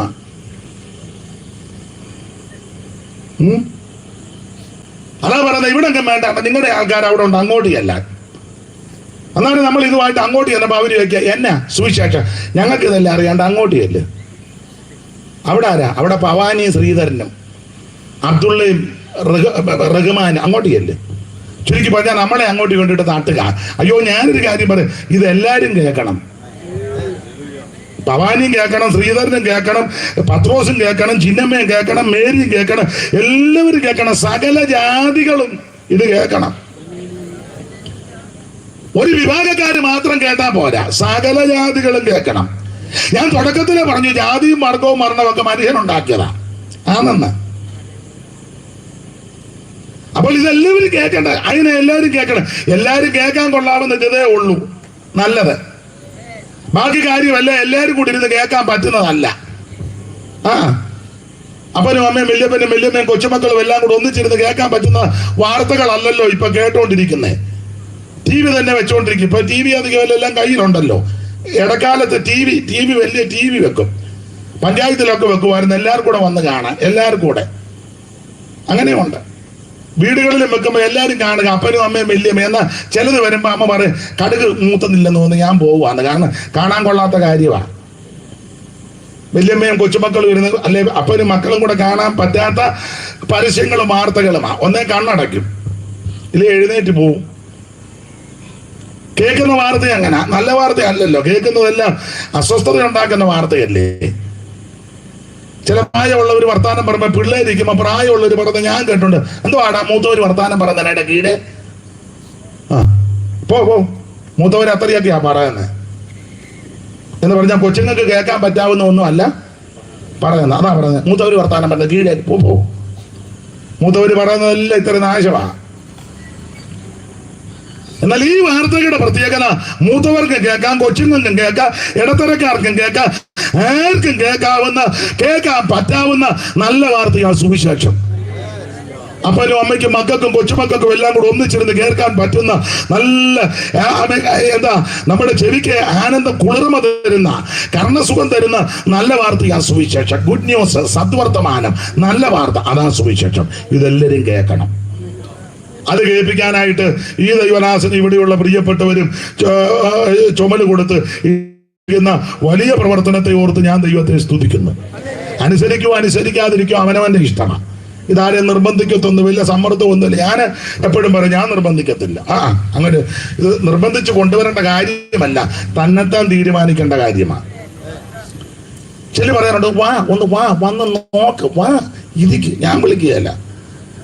ഇതാ നല്ല മാർഗം, നിനക്ക് ഇഷ്ടമുണ്ടെ അംഗീകരിച്ചാൽ മതി. പക്ഷെ ഇത് പറയും, ഇതാണ് ഇത് നല്ല മാർഗമാണ്, അനുഭവിച്ചുകൊണ്ടിരിക്കുക. പക്ഷെ ആരെയും നിർബന്ധിക്കത്തില്ല. ബോർഡ് വെക്കോ, ആരോ ഒക്കെ കൊടുത്ത് സൂക്ഷിക്കണം. ബോർഡ് എഴുതിയ ആള് വന്ന് കൈക്ക് പിടിക്കുവോ? അത് പോകേണ്ടവൻ സൂക്ഷിക്കണം. അപ്പൊ ശ്രദ്ധിക്കുക, ഇത് നല്ല വാർത്തയാ സുവിശേഷം. എല്ലാവരും കേൾക്കണം. കേൾക്കാൻ കൊള്ളാവുന്ന വാർത്തയാ. മറ്റു വാർത്തകളൊന്നും നല്ല വാർത്തയൊന്നും അല്ല. ആണോ? അവിടെ ഒരു തള്ള എലന്തൂര് വെട്ടിക്കണ്ടിച്ചു. അത് ഹോമമല്ലല്ലോ, കുരുതി. ഇല്ല, അറിഞ്ഞില്ലയോ ഒന്നും? എന്തോ അവരുടെ പേര് ഞാൻ മറന്നു. എലന്തൂര്. ഈ നാശത്തിന്റെ ഒക്കെ പേര് ഓർക്കാതിരിക്കുന്നതാണ് നല്ലത്. കുരുതി നടത്തുകയാണ്. സ്വന്തം നൊന്ത് പ്രസവിച്ച മക്കളെ ഉപേക്ഷിച്ചേച്ച് സ്നേഹിച്ച ഓട്ടോക്കാരന്റെ കൂടെ ഓട്ടോയിൽ കയറി പോയി ഒരുത്തി. നല്ല വാർത്തയാണോ? നിങ്ങൾക്ക് നല്ലതായിരിക്കും. 10 മാസം നൊന്ത് വൈദ്യ ചുമന്ന് നൊന്ത് പ്രസവിച്ച് ഒന്ന് പൊടിക്കൊച്ച അതിനെ ഇട്ടേച്ച് കൊച്ചുങ്ങള്, മൂത്ത കൊച്ചു കിടന്ന് കരയുക, മമ്മി പോകരുതെന്ന്. എന്നിട്ട് അവള് ഷാളിട്ട് മുഖം മറച്ചു അവന്റെ കൂടെ ഓട്ടോയിൽ പോയി. എങ്ങനെ ഉണ്ട്? നല്ല വാർത്തയാണോ? അല്ല. ജാതിയുടെ പേര് പറഞ്ഞ്, മതത്തിന്റെ പേര് പറഞ്ഞ്, വർഗത്തിന്റെയും വർണ്ണത്തിന്റെയും പേര് പറഞ്ഞ് അടി ഉണ്ടാക്കുന്നത് നല്ല വാർത്തയാണോ? അല്ല. 5 സെന്റോ 10 സെന്റോ 20 ഉള്ളത് അത് കിട്ടാൻ വേണ്ടി മാതാപിതാക്കളെ അവൻ കൊല്ലുന്നത് വാർത്ത നല്ല വാർത്തയാണോ? അല്ല. ചേർന്ന് താമസിക്കുന്ന സഹോദരനുമായിട്ട് വെട്ടുകത്തി എടുത്ത് നിൽക്കുക, അതിന് തർക്കം നല്ല വാർത്തയാണോ? അല്ല. ഇവിടെ കേൾക്കുന്ന വാർത്ത മുഴുവൻ നമുക്ക് സ്വസ്ഥതക്കേടും സ്വൈര്യക്കേടും വാർത്തയാണ്. ഇതിന്റെ നടുവിൽ എന്റെ പ്രിയരെ നല്ല വാർത്തയാ സുവിശേഷം. ഇത് സമാധാനത്തിന്റെ വാർത്തയാ, അലോഗ്യം ഉണ്ടാക്കിക്കുന്ന വാർത്തയാ, അമ്മിത്തല്ലുണ്ടാക്കുന്ന വാർത്തയല്ല. അവന്റെ പെടലി എടുത്തോണ്ട് വാ വത്സ, ഞാൻ നിന്നിൽ സംപ്രീതനാകും. അതാണ് ഇത്. നീ അവന്റെ പെടലി കണ്ടിച്ചോണ്ട് വാ വത്സൻ അന്നേരം കൊടുവാളുമായിട്ട് ഇറങ്ങുക. മറ്റവന്റെ പെടലി മറ്റേ പുള്ളി നിൽക്കുക വത്സനെ അനുഗ്രഹിക്കാൻ. എന്നാ നിങ്ങളെല്ലാം പേടിച്ചിരിക്കുന്ന പോലെ? ഞാൻ കാര്യമാ പറയുന്നത്. ഇത് മറ്റൊരു തന്നെ പെടലി എടുക്കുന്ന മാർഗമല്ല, അവനെ കൊല്ലണമെന്ന് പറയുന്ന മാർഗമല്ല, അവനെ നശിപ്പിക്കണമെന്ന് പറയുന്ന മാർഗമല്ല, മരിച്ചവരെ ഉയർക്കുന്ന മാർഗമാ. സമാധാനമില്ലാത്തവന് സമാധാനം ഉണ്ടാക്കുന്ന മാർഗമാ. ആശ്വാസമില്ലാത്തവന് ആശ്വാസം കൊടുക്കുന്ന മാർഗമാ. അതാ സുവിശേഷം. അറിയാവുന്ന പാട്ടാ, എല്ലാവരും ചുമ്മാ ഇരിക്കല്ലോ, പാട് എല്ലാവരോടും ചേർന്ന് പാടാം. ആശ്വാസം നൽകാത്തി പാനിലെ വാസത്ത ഉള്ള നീറും ഉള്ള നീറും ആശ്വാസം നൽകാത്തി പാരിലെ വാസത്ത ഉള്ളം നീറും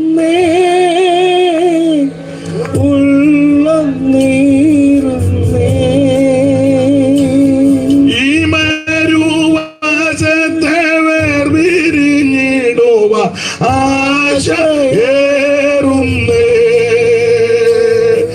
ഈ മരുവാസത്തെ വേർപിരിഞ്ഞിടുക ആശ ഏറുന്നേ. നവയറൂശലേം പാർപ്പിടം തന്നിലെ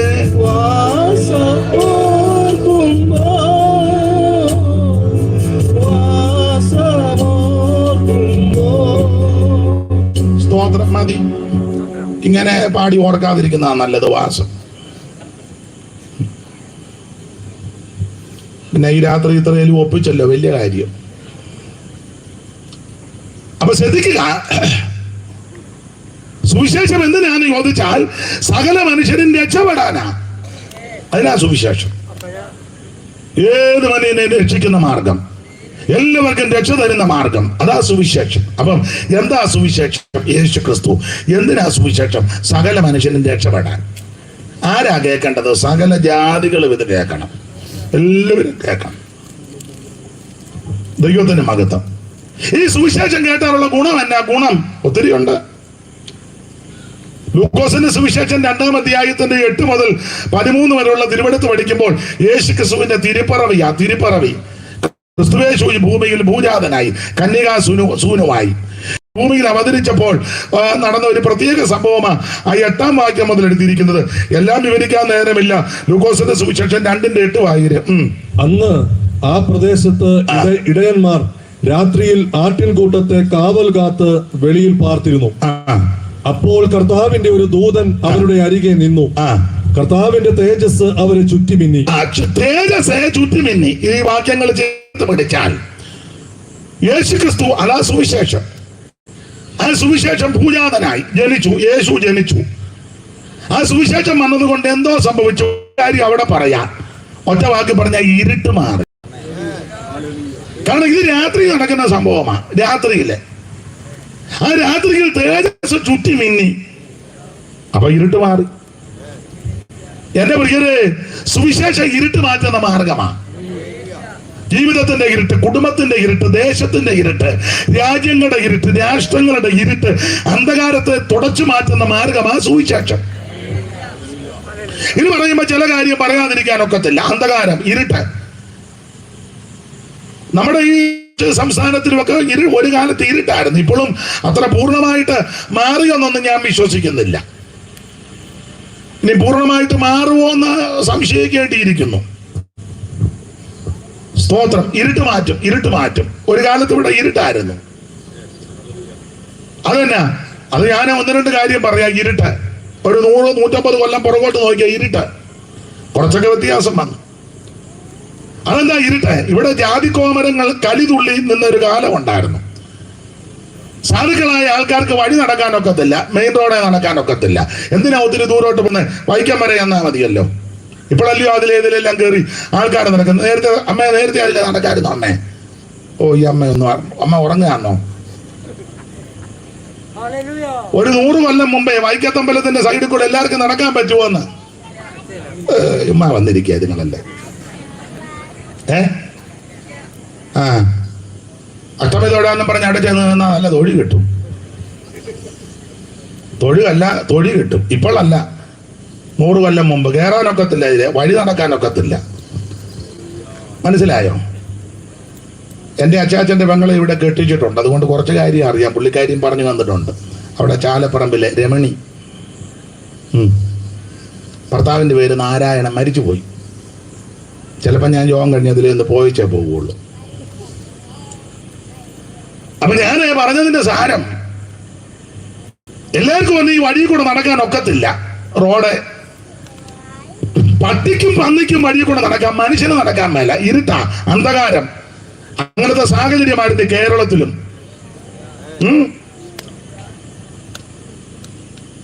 ഇത്ര അടി അകലം. അവരെ പൂണൂലിട്ടവര് വരും.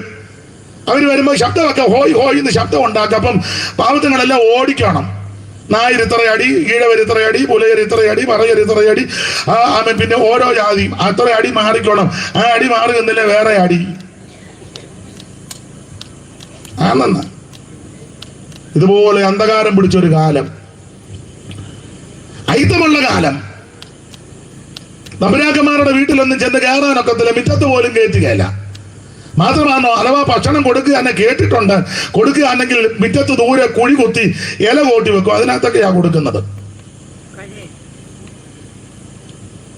അവിടെ ചെന്ന് കയറാനൊക്കത്തില്ല. പള്ളിക്കൂടത്തിൽ കയറ്റുകയല്ല. പള്ളിക്കൂടത്തില് നിങ്ങൾക്ക് ചരിത്രം പഠിക്കുന്നവർക്ക് അറിയാം. എല്ലാ കാര്യവും ഞാൻ വിശദീകരിക്കുന്നില്ല, സുവിശേഷ യോഗമായതുകൊണ്ട്. പണ്ട് ഒരു പെൺകുട്ടിയെ സ്കൂളിൽ കൊണ്ടുവന്നിരുത്തി. ഇവിടല്ല, തിരുവനന്തപുരത്ത്. ആ പെൺകുട്ടിയുടെ പേര് പഞ്ചമി എന്നാ. പഞ്ചമി, നിങ്ങൾ ചരിത്രം പഠിക്കുന്നവർക്ക് അറിയാം. പള്ളിക്കൂടത്തിൽ ഇരുത്തിയപ്പോൾ അന്നത്തെ മേലാളന്മാര് തമ്പുരാക്കന്മാര് പള്ളിക്കൂടത്തിന് തീ വെച്ചു. തീ വെച്ച വിദ്വാന്മാരാ. ഇതിന് സമാന സംഭവം ആ കുമ്പനാടിനപ്പുറം പുല്ലാടുണ്ടായത്, പൂവത്തൂരിനടുത്ത് പുല്ലാട്. അവിടെ തേവൻ എന്ന് പറയുന്ന ഒരു പയ്യനെ സ്കൂളിൽ കൊണ്ടിരുത്തി. തേവൻ അന്നും പള്ളിക്കൂടത്തിന് തീ വെച്ചു. പക്ഷേ പ്രഗത്ഭനായ ഒരാളുണ്ടായിരുന്നു, സരസകവി മൂലൂര് പത്മനാഭ പണിക്കര്. അനേകം ഈ പയ്യനെ ചേർത്തണച്ചു, വേണ്ട ഒത്താശകൾ കൊടുത്ത് വിദ്യയാക്കി അഭ്യസിക്കുവാൻ സാവകാശമൊരുക്കി. ആ പയ്യൻ പിന്നീട് പ്രസിദ്ധനായി. അദ്ദേഹത്തിന്റെ പേര് കേശവശാസ്ത്രി. ശാസ്ത്രി പട്ടമൊക്കെ എടുത്തതാണ്. ഇതൊക്കെ ചരിത്രമായ സത്യമായ കാര്യങ്ങളാണ്. അപ്പൊ അങ്ങനെ പള്ളിക്കൂടത്തിന് തീ വെച്ച കാലം. പള്ളിക്കൂടത്ത് കയറ്റുകയല്ല, വിദ്യ അഭ്യസിക്കുവാൻ അനുവദിക്കത്തില്ല, പള്ളിക്കൂടത്ത് ഇരുത്തുകയല്ല. ഞങ്ങൾക്കൊരു അമ്മയുണ്ട്, ഇപ്പോഴും ഉണ്ട്, യാതൊങ്കയില്ല. അമ്മ എന്നോട് പറഞ്ഞ 1ാം ക്ലാസ്സിലേ പഠിച്ചോളെന്ന്. ഞാൻ ചോദിച്ചു പിന്നെന്നാ? ഞാൻ സാറിനെ അടിച്ചേച്ചിറങ്ങി എന്ന് പറഞ്ഞു. ഞാൻ ചോദിച്ചു സാറിനെ തല്ലു? എന്നെ തല്ലാൻ കാര്യം അമ്മ എന്നോട് പറഞ്ഞതാ. അവിടെ നിന്നൊരു പൂ പറിച്ചു. കുഞ്ഞുങ്ങളല്ലേ, അന്നത്തെ കാലമാ. ഒരു പൂ പറിച്ചപ്പോ സാറിന് ഇഷ്ടപ്പെട്ടില്ല. സാറ് പൂണൂലിട്ട ആളാ, അത് ഇഷ്ടപ്പെട്ടില്ല. കൂടെ പഠിച്ച പിള്ളേരെ വിളിച്ചേച്ച് ഈ അമ്മയെ ബെഞ്ചേ കയറ്റി നിർത്തിയേച്ച് മറ്റവനോട് പറഞ്ഞു അടിക്കടാന്ന്. ഒരു പൂ പറിച്ചേനാ, പൂ പറിച്ചത് തെറ്റ്. അഥവാ ഒരു പൂ പറിച്ചാൽ ഇനി ശിക്ഷയ്ക്ക് ഒരടി കൊടുക്കാം. പക്ഷെ സാറ് വേറെ വെച്ചിരത്തിലാണ് അടിച്ചത്. ഏതാ തെളിച്ച് പറയണോ? ഇത്രയും തെളിച്ചാ പോരെ, മതി. അത് ബോധമുള്ളവർക്ക് മനസ്സിലാകും. അപ്പൊ ഓരോ അടി അമ്മക്കിട്ട് അടിക്കുക. അപ്പൊ അടിക്കുമ്പോ മറ്റേ പയ്യനെ അടിക്കുന്നേ, അത് സാറിന്റെ അടുത്ത ആളാ, അടിക്കടാന്ന് പറയും. അവൻ അടിക്കുമ്പോ സാർ ഇപ്പറന്നും അടിക്കടാ, ഓരോ അടിക്കും. അപ്പൊ എന്നോട് അമ്മ പറഞ്ഞതാ, 14ാമത്തെ അടി വന്നപ്പോൾ കാലുമടക്കി അവന്റെ മോന്തയ്ക്ക് അടിക്കേച്ച് ഇറങ്ങി വന്ന് സാറിനിട്ട് ഇടിയും മോന്തയ്ക്ക് കൊടുത്ത് ഞാനിഞ്ഞ്. ഇപ്പോഴും ഉണ്ട് അമ്മ. ഈയിടെ ഞാൻ പോയി കണ്ടു. തലയിടയ്ക്ക് ഇപ്പൊ ചെന്നാലും നല്ല പെരുക്ക് കിട്ടും. പിന്നെ പരുവത്തിനെ പോയിരിക്കുള്ളൂ, ഇച്ചിരി അകന്നേ ഇരിക്കുള്ളൂ. എന്നെ അമ്മ സങ്കടപ്പെട്ടിരിക്കുന്നേ. ഇത് ഇങ്ങനെയൊക്കെയുള്ള കാലം ഉണ്ടായിരുന്നു. പള്ളിക്കൂടത്ത് കയറ്റുകയല്ല, വിദ്യ അഭ്യസിക്കുവാൻ അനുവദിക്കത്തില്ല. സംസ്കൃതം ദേവഭാഷ. ഇത് അധസ്ഥിതൻ അധകൃതൻ ഉച്ചരിക്കരുത്, നാക്ക് പിടിതെടുക്കും. കേൾക്കരുത്, ചെവിക്കകത്ത് തീ ഒരുക്കി ഒഴിക്കും. മനസ്സിലായോ? അങ്ങനത്തെ ഒരു കാലം ഉണ്ടായിരുന്നു കേരളത്തിൽ. അന്ധകാരം, ഇരുട്ട്. പാടത്തെ പണിയെടുത്താൽ കൂലി ചോദിക്കാനൊക്കത്തില്ല, തന്നാ മേടിക്കാം. അന്നൊക്കെ കൂലിയാ കണക്കായി. എൻ്റെ വല്യമ്മച്ചി ഇപ്പോഴും ഉണ്ട്, എൻ്റെ അപ്പൻ്റെ അമ്മ ഇപ്പോഴും ഉണ്ട്. എൻ്റെ അപ്പനും അമ്മയും മരിച്ചു, അമ്മച്ചി ഉണ്ട്, വല്യമ്മച്ചി. 107 വയസ്സ്, ഇപ്പൊ 107. നിങ്ങൾ ഓർക്കുന്ന തള്ള എവിടെ കണ്ട് തളർന്ന് കിടക്കാതെ പയറ് പോലെ നിൽക്കുന്നു. ബോധക്കേടുമില്ല, നല്ല ഓർമ്മയാ. അപ്പൊ അമ്മ പഴയ കാര്യമൊക്കെ എനിക്ക് പറഞ്ഞു തരും, പഴയ കാര്യങ്ങളെല്ലാം പറഞ്ഞു തരും. അപ്പൊ ഈ കാര്യങ്ങളെല്ലാം പറഞ്ഞു തരുമ്പോ അമ്മച്ചി പറഞ്ഞു തന്നിട്ടുണ്ട്. പാടത്ത് പണിയെടുക്കണം. അന്നൊക്കെ പാടി പണിയെടുക്കുമെന്ന. പാടത്ത് പാടിക്കൊണ്ട തലപ്പാട്ടാ, പാടി പണിയെടുക്കും. തലപ്പാട്ടുകാർക്ക് രണ്ട് കൂലിയാ. അന്നൊക്കെ കൂലിയാൻ കണക്കിനാ കൊടുക്കുന്നത്. പഴയ ആൾക്കാർക്ക് അറിയാം കൂലിയ. അച്ഛൻ അറിയത്തില്ല അച്ഛാ കൂലിയാ. ചിലപ്പോ നെല്ലാ കൊടുക്കുന്നത്. നെല്ലാ കൊടുക്കുന്നത്. അത് സന്ധ്യക്കേ കിട്ടുവുള്ളൂ. സന്ധ്യ വരെ പാടി പണിയെടുക്കണ്ടേ. സന്ധ്യക്കാർക്ക് ആ നെല്ല് വരമ്പത്ത് തരും. അത് മേടിച്ചോണ്ട് ഒന്നൊക്കെ ഈ ഇട്ടിരിക്കുന്ന ഊത്തരിയമോ അല്ലെങ്കിൽ തോർത്തിനകത്തായിരിക്കും. അല്ലെ കൊട്ടയോ വട്ടിയോ വല്ലതും കാണും.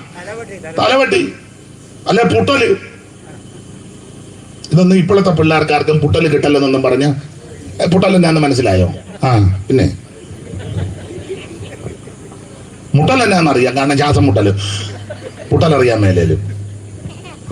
അപ്പൊ അതാണ് കൂലിയാൻ നെല്ല് കൊടുക്കും. അത് വീട്ടിൽ കൊണ്ടുവന്ന് വീട്ടിൽ വരുമ്പോ സന്ധ്യ കഴിയും, ഇരുട്ടും. കുഞ്ഞുങ്ങളൊക്കെ നോക്കിയിരിക്കുക, അച്ഛയ്ക്ക് വകയില്ല. അത് കൊണ്ടുവന്ന പഴയ അമ്മ അത് വറുത്തു കുത്തും. ഒടലും ഒലക്കെ ഉണ്ട്. ഒലക്ക പോലും ഈ കൊച്ചുങ്ങൾ കണ്ടിട്ടില്ല. പിന്നെ ആ കൂടെ കണ്ട തള്ള അപ്പനെ തല്ലാനായിട്ട് രാത്രി കുത്തും, മറത്ത് കുത്തി പേറ്റി പറക്കി കഞ്ഞി വെക്കും. കഞ്ഞി വെച്ച് കൂട്ടാനൊന്നും കാണുകയല്ല ചിലപ്പോ എല്ലാ വീട്ടിലും. മുളക് അടുപ്പയിലിട്ട് ചുട്ട അടച്ചോറ്റി പലകെ വെച്ചൊന്ന് തവിയും പഴയ ചിരട്ട തവിയാ, കണ്ണൻ ചിരട്ട. അതുകൊണ്ടൊന്ന് ഉടച്ച് വെളിച്ചെണ്ണയൊന്നും കാണുകയല്ല. ആ ചൂട് കഴിഞ്ഞ അപ്പൊ കൊച്ചുങ്ങള് 1-2 എണ്ണമൊക്കെ കിടന്ന് ഉറങ്ങും, ചിലപ്പോ തല്ലി വിളിച്ചെടിഞ്ഞ് അങ്ങനത്തെ ഉള്ള കാലമുണ്ടെന്ന്. ഇതൊക്കെ ചിന്തിക്കണ്ടേ? നിങ്ങളുടെ ഇരിപ്പ് കണ്ടിട്ട് കവടിയാർ കൊട്ടാരത്തിൽ നിന്ന് വന്ന തള്ളവാരെ പോലെ ആയിരിക്കുന്നത്. ഇരിപ്പ് അഹങ്കാരത്തിനൊന്നും കുറവില്ല. അപ്പൊ അന്നത്തെ കാലത്ത് ഇങ്ങനൊക്കെയാ. അങ്ങനെ ജോലി ചെയ്ത കൂലി ചോദിച്ച് ചെല്ലാനും ഒക്കത്തില്ല. പഴയ ഒരു പാട്ടുണ്ട്, വല്യമ്മച്ചി പാടി കേട്ടിട്ടുള്ളതാ, ചിലർക്കറിയാം. ജോലി ചെയ്തു വിയർപ്പൊഴുക്കി കൂലി ചോദിച്ചാലുടനെ പോകണമെന്നോതുവതും ശരിയോ തെറ്റോ. ജോലി ചെയ്ത് വിയർപ്പൊഴുക്കി കൂലി ചോദിച്ചാലുടനെ പോകണമെന്നോതുവതും ശരിയോ തെറ്റോ.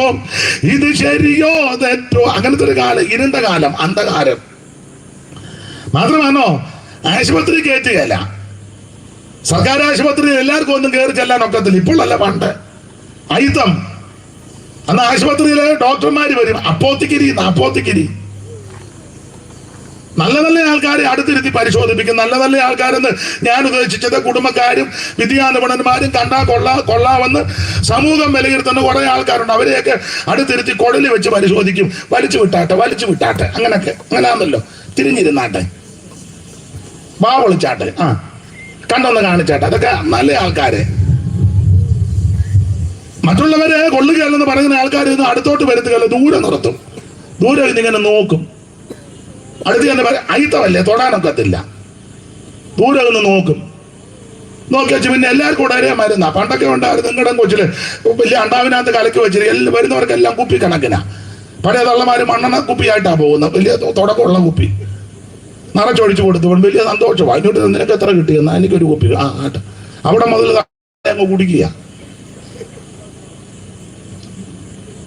ആണെന്ന് ഞാൻ തമാശ പറഞ്ഞതല്ല.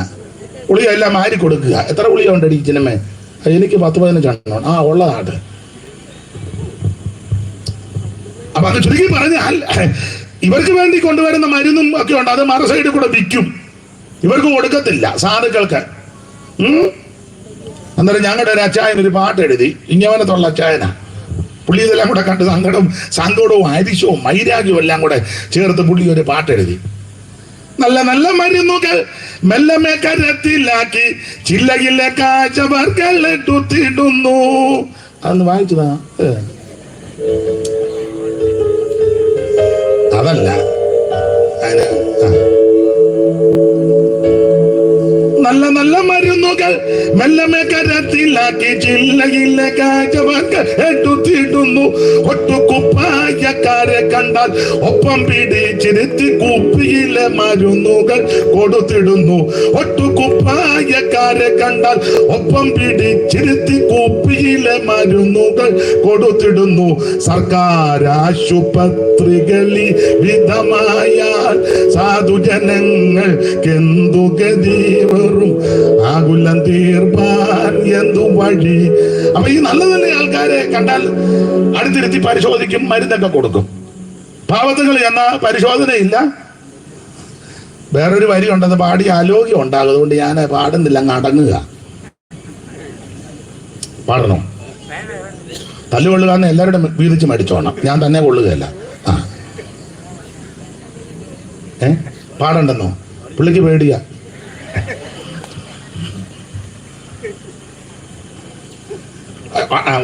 ഒരു വരി പാടാം, മൊത്തം വേണ്ട. പാടട്ടെ അച്ഛാ? അച്ഛാൻ ഏറ്റല്ലോ?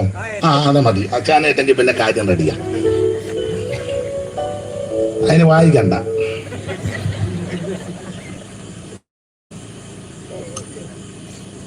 നല്ല നല്ല മരുന്നുകൾ മെല്ലെ കരത്തിലാക്കി ചില്ലകില്ല കാഴ്ചവർകൾ എടുത്തിടുന്നു. ഒട്ടുകുപ്പായക്കാരെ കണ്ടാൽ ഒപ്പം പിടിച്ചിരുത്തി കുപ്പിയിലെ മരുന്നുകൾ കൊടുത്തിടുന്നു. സർക്കാർ ആശുപത്രികൾ ഈ വിധമായാൽ സാധുജനങ്ങൾക്കെന്തു ഗതി വരും, ആകുലം തീർപ്പാൻ എന്തു മതി. കെട്ടുപ്രായം തികയാത്ത തരുണിമാർ വന്നിടുമ്പോൾ മട്ടുമാറി എഴുന്നേക്കും, പരിശോധിക്കും. മനസ്സിലായല്ലോ? അത്ര മതി. ആകെ പാടുന്നില്ല, വെറുതെ എന്തിനാ? അതൊരു പ്രത്യേക പരിശോധനയാ. ഇന്നും അങ്ങനെ പരിശോധിക്കുന്ന ആൾക്കാർ. പിന്നെ അപ്പൊ പള്ളിക്കൂടത്തിൽ കയറ്റുകയല്ല, വഴി നടക്കാനൊക്കത്തില്ല. വിദ്യ അഭ്യസിക്കുവാൻ അനുവദിക്കത്തില്ല. അമ്മമാർക്ക് മാറ് മറയ്ക്കാനൊക്കത്തില്ല. പഴയ അമ്മമാര് അതെ, മാറ് ഒക്കത്തില്ല. മാത്രമാണോ അവയവങ്ങൾക്ക് കരം കൊടുക്കണം. പണ്ടൊരമ്മയ്ക്ക് അവയവത്തിന് കരം കൊടുക്കാൻ ഒക്കാതെ വന്നപ്പോ അവയവം ചെത്തി കൊടുത്താണ്ട് കൊണ്ടുപോകാൻ പറഞ്ഞു. താൻ എന്നാന്ന് വെച്ചാൽ ചെയ്യാൻ. ചിരിച്ചു കളയരുത്, നടന്ന സംഭവമാ. ആ ദേശത്തിന് ഇപ്പോഴും അവയവത്തിന്റെ പേര് പറഞ്ഞ ആ ദേശത്തിന്റെ പേര് മനസ്സിലായോ? ഇങ്ങനത്തെ അന്ധകാരം പിടിച്ചൊരു കാലം. ദൈവത്തിന് മഹത്വം. ഇതുപോലെ വെള്ളത്തുണി ഒന്നും കൊടുത്തോണ്ട് എല്ലാവർക്കും നടക്കാനൊക്കത്തില്ല. അതായത് ഈ അമ്മയൊക്കെ വല്ല വൃത്തിയായിട്ട് വെള്ളത്തുണി, വല്യമ്മയുടെ അമ്മയ്ക്കൊന്നും ഇതൊന്നും ഒക്കത്തില്ല. എൻ്റെ വല്യപ്പൻ്റെ അപ്പൻ ഇങ്ങനെ വെള്ളത്തുണി എടുത്തുകൊണ്ടൊന്നും വൈക്കത്തമ്പലത്തിന്റെ സൈഡിൽ കൂടെ പോകാൻ ഒക്കുകയല്ല. അമ്മേരെ കുളത്തിൽ തള്ളിയിട്ടേനും. വടയാട് കൂടെ പോകാൻ ഒക്കുവോ അമ്മേ? ആറ്റിക്കളഞ്ഞാനും. ഇതുപോലെ വെള്ളത്തുണി ഇട്ടുകൊണ്ട് എൻ്റെ വല്യപ്പൻ്റെ അപ്പനെ 100 കൊല്ലം മുമ്പ് അന്തസ്സായിട്ട് നടക്കാൻ ഒക്കത്തില്ലെന്നായി പറഞ്ഞത്. അഥവാ വെള്ളത്തുണി ഇടണമെങ്കിൽ കരി വാരി തേച്ച് കറുപ്പിച്ച കരിയോ ചെളിയോ തേച്ചു വേണം കൊടുക്കാൻ. ഇപ്പൊ തന്നെ ഞാൻ ഇഷ്ടം പോലെ വെള്ളത്തുണി അതിന്റെ എല്ലാം കേട് തീർത്താണ് നടക്കുന്നത്. ഇതുകൊണ്ടൊരു 2-3 മീറ്റർ, ഇതുകൊണ്ടൊരു 2-3 മീറ്റർ. ഇവനെല്ലാം ചെയ്യാത്തതിന്റെ ഞാൻ കുറച്ചുകൂടെ തുണി മേടിക്കാനിരിക്കുക. നിങ്ങൾക്ക് വല്ലതും മനസ്സിലാകുന്നുണ്ടോ? അപ്പോൾ ഇങ്ങനത്തെ ഒരു വല്ലാത്ത കാലം ഈ ദേശത്തുണ്ടായിരുന്നെന്ന്. ബാക്കി ചരിത്രത്തിലോട്ടൊന്നും ഇപ്പൊ ഞാൻ പോകുന്നില്ല. തമ്പുരാക്കന്മാർക്ക് പണിയെടുത്ത് കൊടുക്കണം. മാത്രമല്ല പണിയെടുത്താൽ മതി, നിങ്ങളെല്ലാം ചുവന്നുകൊണ്ട് കിടക്കണം. അതിനെന്നാ പറയുന്നത്? ചുവന്നുകൊണ്ട് പല്ലക്കന്നല്ല, വേറെ മഞ്ചല് 2 ഉണ്ട്. മഞ്ചല് ഒടുങ്ങി പോകുന്നതും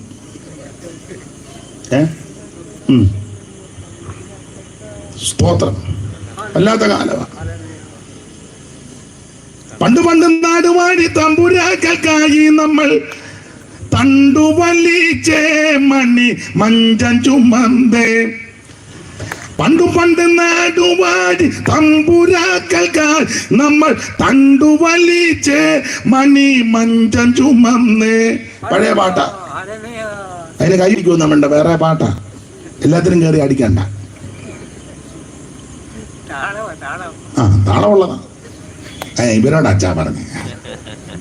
പെറ്റ മണ്ണിൽ പണിയെടുത്തു ചത്തൊടുങ്ങിയതല്ല മുറതൻ അസ്ഥികൾ തോറും പൂത്ത പൂക്കളല്ലോ നാ. പണ്ട് നാടുവാടി തമ്പുരാക്കൾക്കായി നമ്മൾ തണ്ടുവലിച്ചേ മണി മഞ്ചം ചുമന്ന്. അതെല്ലാം അങ്ങ് തിന്നേച്ചിങ്ങനെ കിടക്ക, അതിനെ ചുമന്നുകൊണ്ട് പോവുക. മനസ്സിലായോ? ഇങ്ങനത്തെ വല്ലാത്തൊരു കാലം. കൂലി കൊടുക്കത്തില്ല, ചോദിച്ച് ചെല്ലാനൊക്കത്തില്ല, ഭക്ഷണം കൊടുക്കത്തില്ല. ഒറ്റവാക്കി പറഞ്ഞ ഭാഗം അങ്ങ് വിടാം. ഇതിനെല്ലാം മാറ്റം വരുത്താൻ ഇടയായത് സുവിശേഷം വന്നത് കൊണ്ടാണ്. ചരിത്രം പഠിക്കുന്നവർക്കും എന്റെ ഭാഷ പറഞ്ഞ ഇതിനകത്ത് ആളതാമസം ഉള്ളവരോട് ചോദിച്ച കാര്യം പറഞ്ഞു തരും. ഇതിനെല്ലാം മുഖാന്തരം വന്നത് സുവിശേഷം വന്നതാ. സ്തോത്രം. അക്ഷരം പഠിപ്പിച്ചു. ഒരു സായിപ്പ് യാത്ര ചെയ്തു പോയപ്പോൾ കണ്ടത്തിൽ ഒരു കന്നിനെ മനുഷ്യനെയും കൂടെ വെച്ച് ഉഴുന്നു. ഒരു വശത്തെ കന്ന്, ഇപ്പറേ മനുഷ്യൻ. അന്നൊക്കെ സായിപ്പുമാരുള്ള കാലമാണ്. സായിപ്പ് നോക്കിയപ്പോൾ മുഖത്തിന്റെ ഒരു വശത്ത് കന്ന്, അപ്പറേ മനുഷ്യൻ. വണ്ടി നിർത്താൻ പറഞ്ഞു. നടന്ന സംഭവമാ. വൃത്തി കൂടെയുള്ളവരോട് പറഞ്ഞു ആ മനുഷ്യനെ ഇങ്ങനെ വിളിച്ചോണ്ട് വരാൻ. മുതലാളിയും മൂപ്പനും ഒക്കെ നിപ്പുണ്ട്. ഒന്നും മിണ്ടാനൊക്കത്തില്ല. സായിപ്പിന്റെ തോക്കുണ്ട്. ഇതിനെ അന്നേരം ഇവിടെ നിന്ന് ഇങ്ങനെ മുളവടി കറക്കിയാലൊന്നും തായ്പനിട്ട് കേൾക്കുകയല്ല. അതിനെ വിളിച്ചോണ്ട് വരാൻ പറഞ്ഞു. ആ സായിപ്പ് ഒരു മിഷണറി ആയിരുന്നു. അദ്ദേഹത്തിന് ഇത് കണ്ടപ്പോൾ മനസ്സിൽ ഉണ്ടായി. മാടോട് ചേർത്ത് മനുഷ്യനെ വെച്ച് കണ്ട ഒഴുക. നീ വിളിച്ചോണ്ട് വരാൻ പറഞ്ഞു. വിളിച്ചോണ്ട് വന്നു.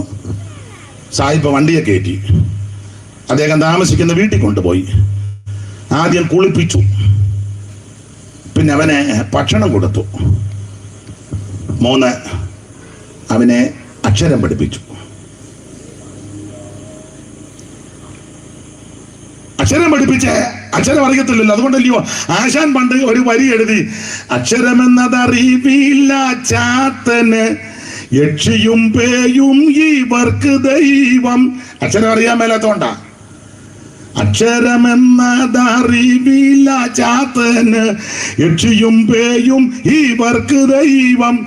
എഴുത്തും വായന അറിയത്തില്ല, അതുകൊണ്ട് യക്ഷിയും പേയും എല്ലാം ദൈവമാണെന്നും പറഞ്ഞിരിക്കുക.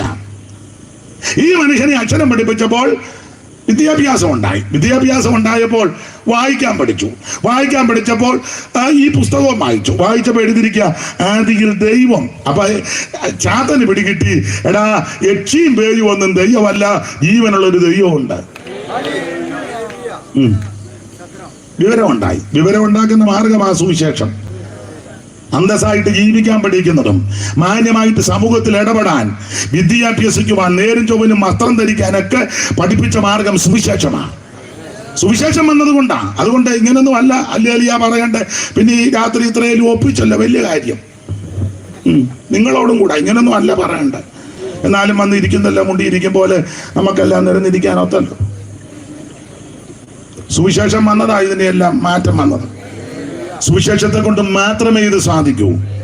മാന്യമായിട്ട് ജീവിക്കുവാൻ, രണ്ടക്ഷരം കൂട്ടി വായിക്കാനൊക്കെ ഞാൻ പറയാറുണ്ട്. ഞങ്ങളുടെ അമ്മമാരൊക്കെ പള്ളിക്കൂടത്തിൽ പോയ അമ്മ പോലും അല്ല മിക്കതും, എന്നാൽ ഇരുന്ന് പറയുക ഇംഗ്ലീഷ് ഗ്ലോറി കേക്ക.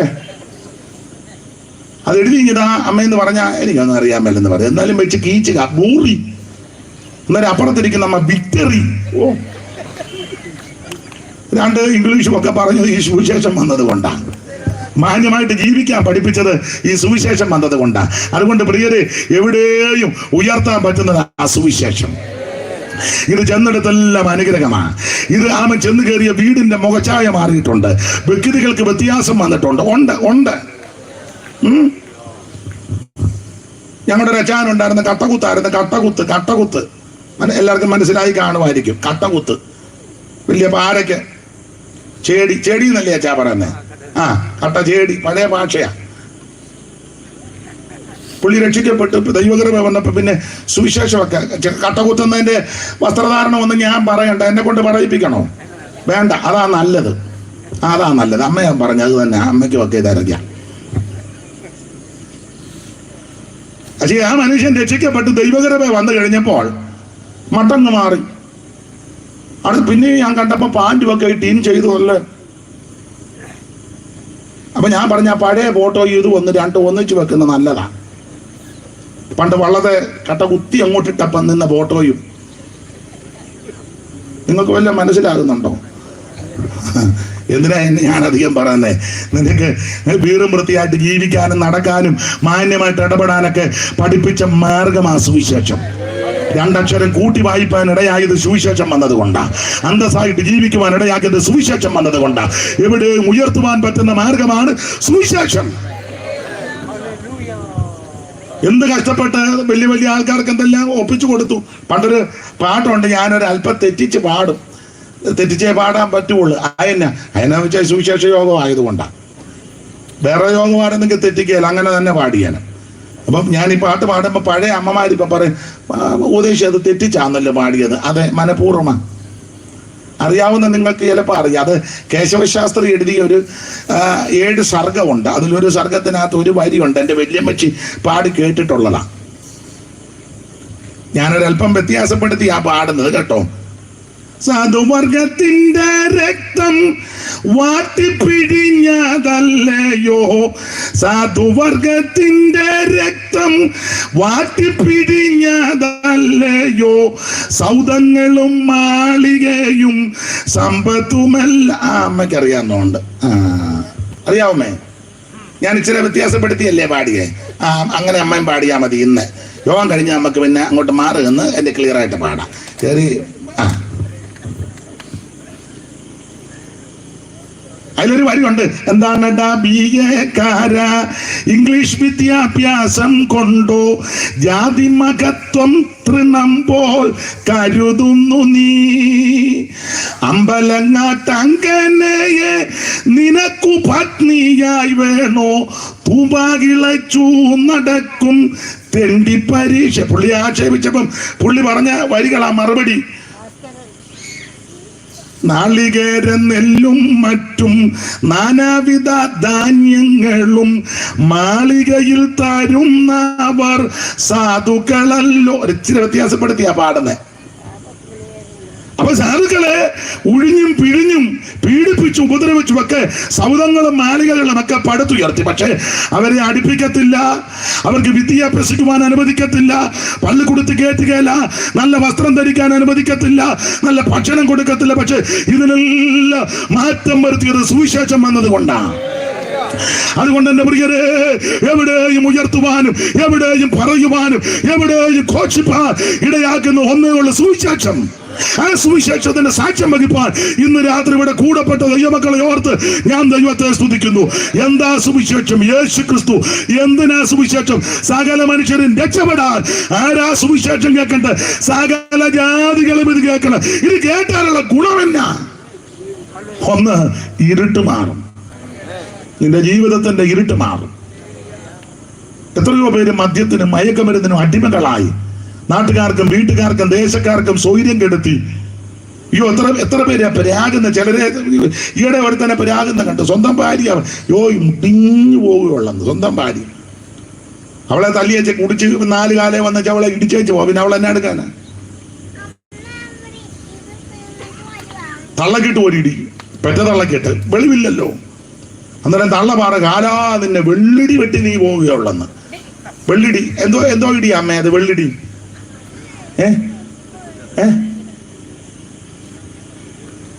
ആ തള്ള പറഞ്ഞതാ വെള്ളിടി. വെള്ളി കൊണ്ടുള്ള ഇടിയായിരിക്കും. ആയിക്കോട്ടെ. അപ്പൊ നാട്ടുകാർക്കും വീട്ടുകാർക്കും ഒക്കെ സൗകര്യം കെടുത്തുന്നവരുണ്ട്.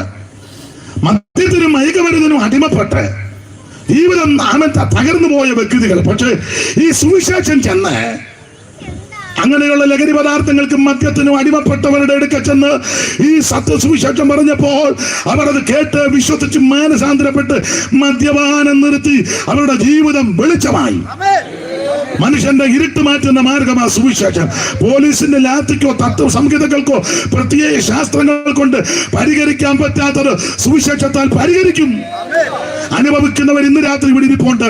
അനുഭവിച്ചവരെ ഓർത്ത് ദൈവത്തെ സ്തുതിക്കുക.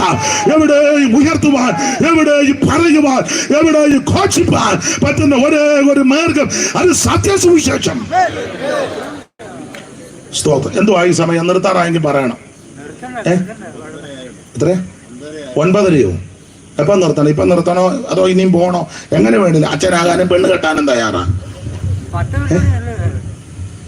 9:30? ആ, നിർത്തിയേക്കാം. മതി. ഗുണമാകാനാണ് ഇതൊക്കെ മതി. ശകലം കൂടെ വേണം അമ്മയ്ക്ക് ശകലം കൂടെ വേണമെന്ന്. എന്നാ പോട്ടെ. എനിക്ക് എന്നാ അച്ചായന് വേണ്ട പറഞ്ഞെന്ന് ഇച്ചിരൂടെ പോട്ടെ. ആ, ഇച്ചിരൂടെ ശകലം കൂടെ തരാം.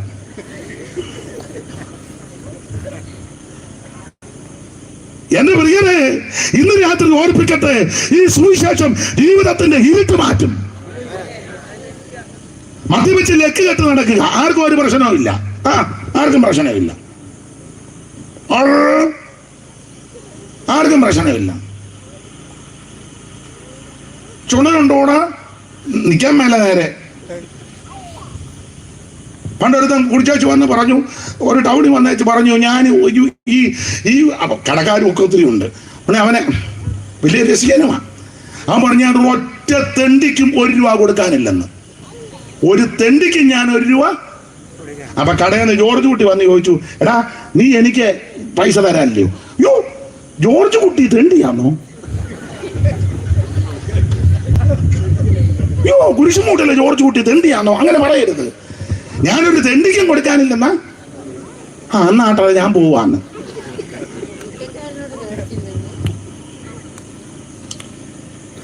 ഒരു കാര്യം പറയാം, അങ്ങനെയൊക്കെ ലക്ക് കേട്ട് മദ്യപിച്ചും അത് ബോധം പോയി നടന്ന് ജീവിച്ച ഒത്തിരി പേര് അവര് സുവിശേഷം കേട്ടു, അവരുടെ ജീവിതത്തിന്റെ ഇരുട്ട് മാറി. എന്റെ സ്നേഹിത സുഹൃത്തെ, മദ്യവും ആ മയക്കുമരുന്ന് വന്ന് നിനക്ക് സ്വസ്ഥത തരികയല്ല. അങ്ങനല്ലേ പുസ്തകത്തിൽ വായിക്കാം, ആർക്ക് കഷ്ടം, ആർക്ക് ആവലാതി. വായിച്ച 29-ാം വാക്യം, സദൃശവാക്യത്തിലില്ലയോ? പെട്ടെന്ന് വായിക്കും. 29 മുതല എടുത്തോ. വായിത്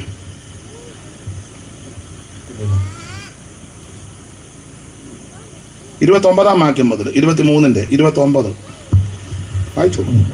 ആർക്ക് കഷ്ടം, ആർക്ക് കഷ്ടം, ആർക്ക് സങ്കടം, ആർക്ക് കലഹം, ആർക്ക് ആവലാതി, ആർക്ക് അനാവശ്യമായ മുറിവുകൾ, ആർക്ക് കൺചുവപ്പ്, വീഞ്ഞു കുടിച്ചുകൊണ്ട്. മദ്യപിക്കുന്നവന്റെ കാര്യമാ. മദ്യപിക്കുന്ന വീട്ടിൽ മദ്യപിക്കുന്ന വ്യക്തിക്കായി ഇതെല്ലാം സംഭവിക്കുന്നത്. എന്തൊക്കെയാ? ഒന്നുകൂടെ വായിച്ചു 29. ആർക്ക് കഷ്ടം, കഷ്ടം. ആർക്ക് സങ്കടം, സങ്കടം. ആർക്ക് കലഹം, കലഹം. ആർക്ക് ആവലാതി, ആവലാതി. അനാവശ്യമായ മുറിവ്, അനാവശ്യമായ മുറിവ്, ആർക്ക് കൺചുവപ്പ്, കൺചുമപ്പ്. വീഞ്ഞു കുടിച്ചുകൊണ്ട്. മദ്യപിക്കുന്നവന്റെ കുഴപ്പടികളായി പറയുന്നത്. വായിച്ചോ. വീഞ്ഞു കുടിച്ചുകൊണ്ട് നേരം വൈകിക്കുന്നവർക്കും, പിന്നെ മദ്യം രുചിച്ചു നോക്കുവാൻ പോകുന്നവർക്കും, മദ്യം രുചിച്ചു നോക്കാൻ പോകുന്നവർക്കും, പിന്നെ വീഞ്ഞു ചുവന്ന് പാത്രത്തിൽ തിളങ്ങുന്നതും രസമായി ഇറക്കുന്നതും നീ നോക്കരുത്. നോക്കി നിൽക്കരുത്. കുടിക്കുകയല്ലെങ്കിലും പോയി നീ വെള്ളം ഇറക്കി നിൽക്കുക. നോക്കി നിൽക്കരുതെന്ന്. അടുത്തത്. ഒടുക്കമത് സർപ്പം പോലെ, ഒടുക്കമത് സർപ്പം പോലെ നിന്നെ കടിക്കും, കടിക്കും. പിന്നെ അണലി പോലെ കൊത്തും, അണലി പോലെ നിന്നെ കൊത്തും.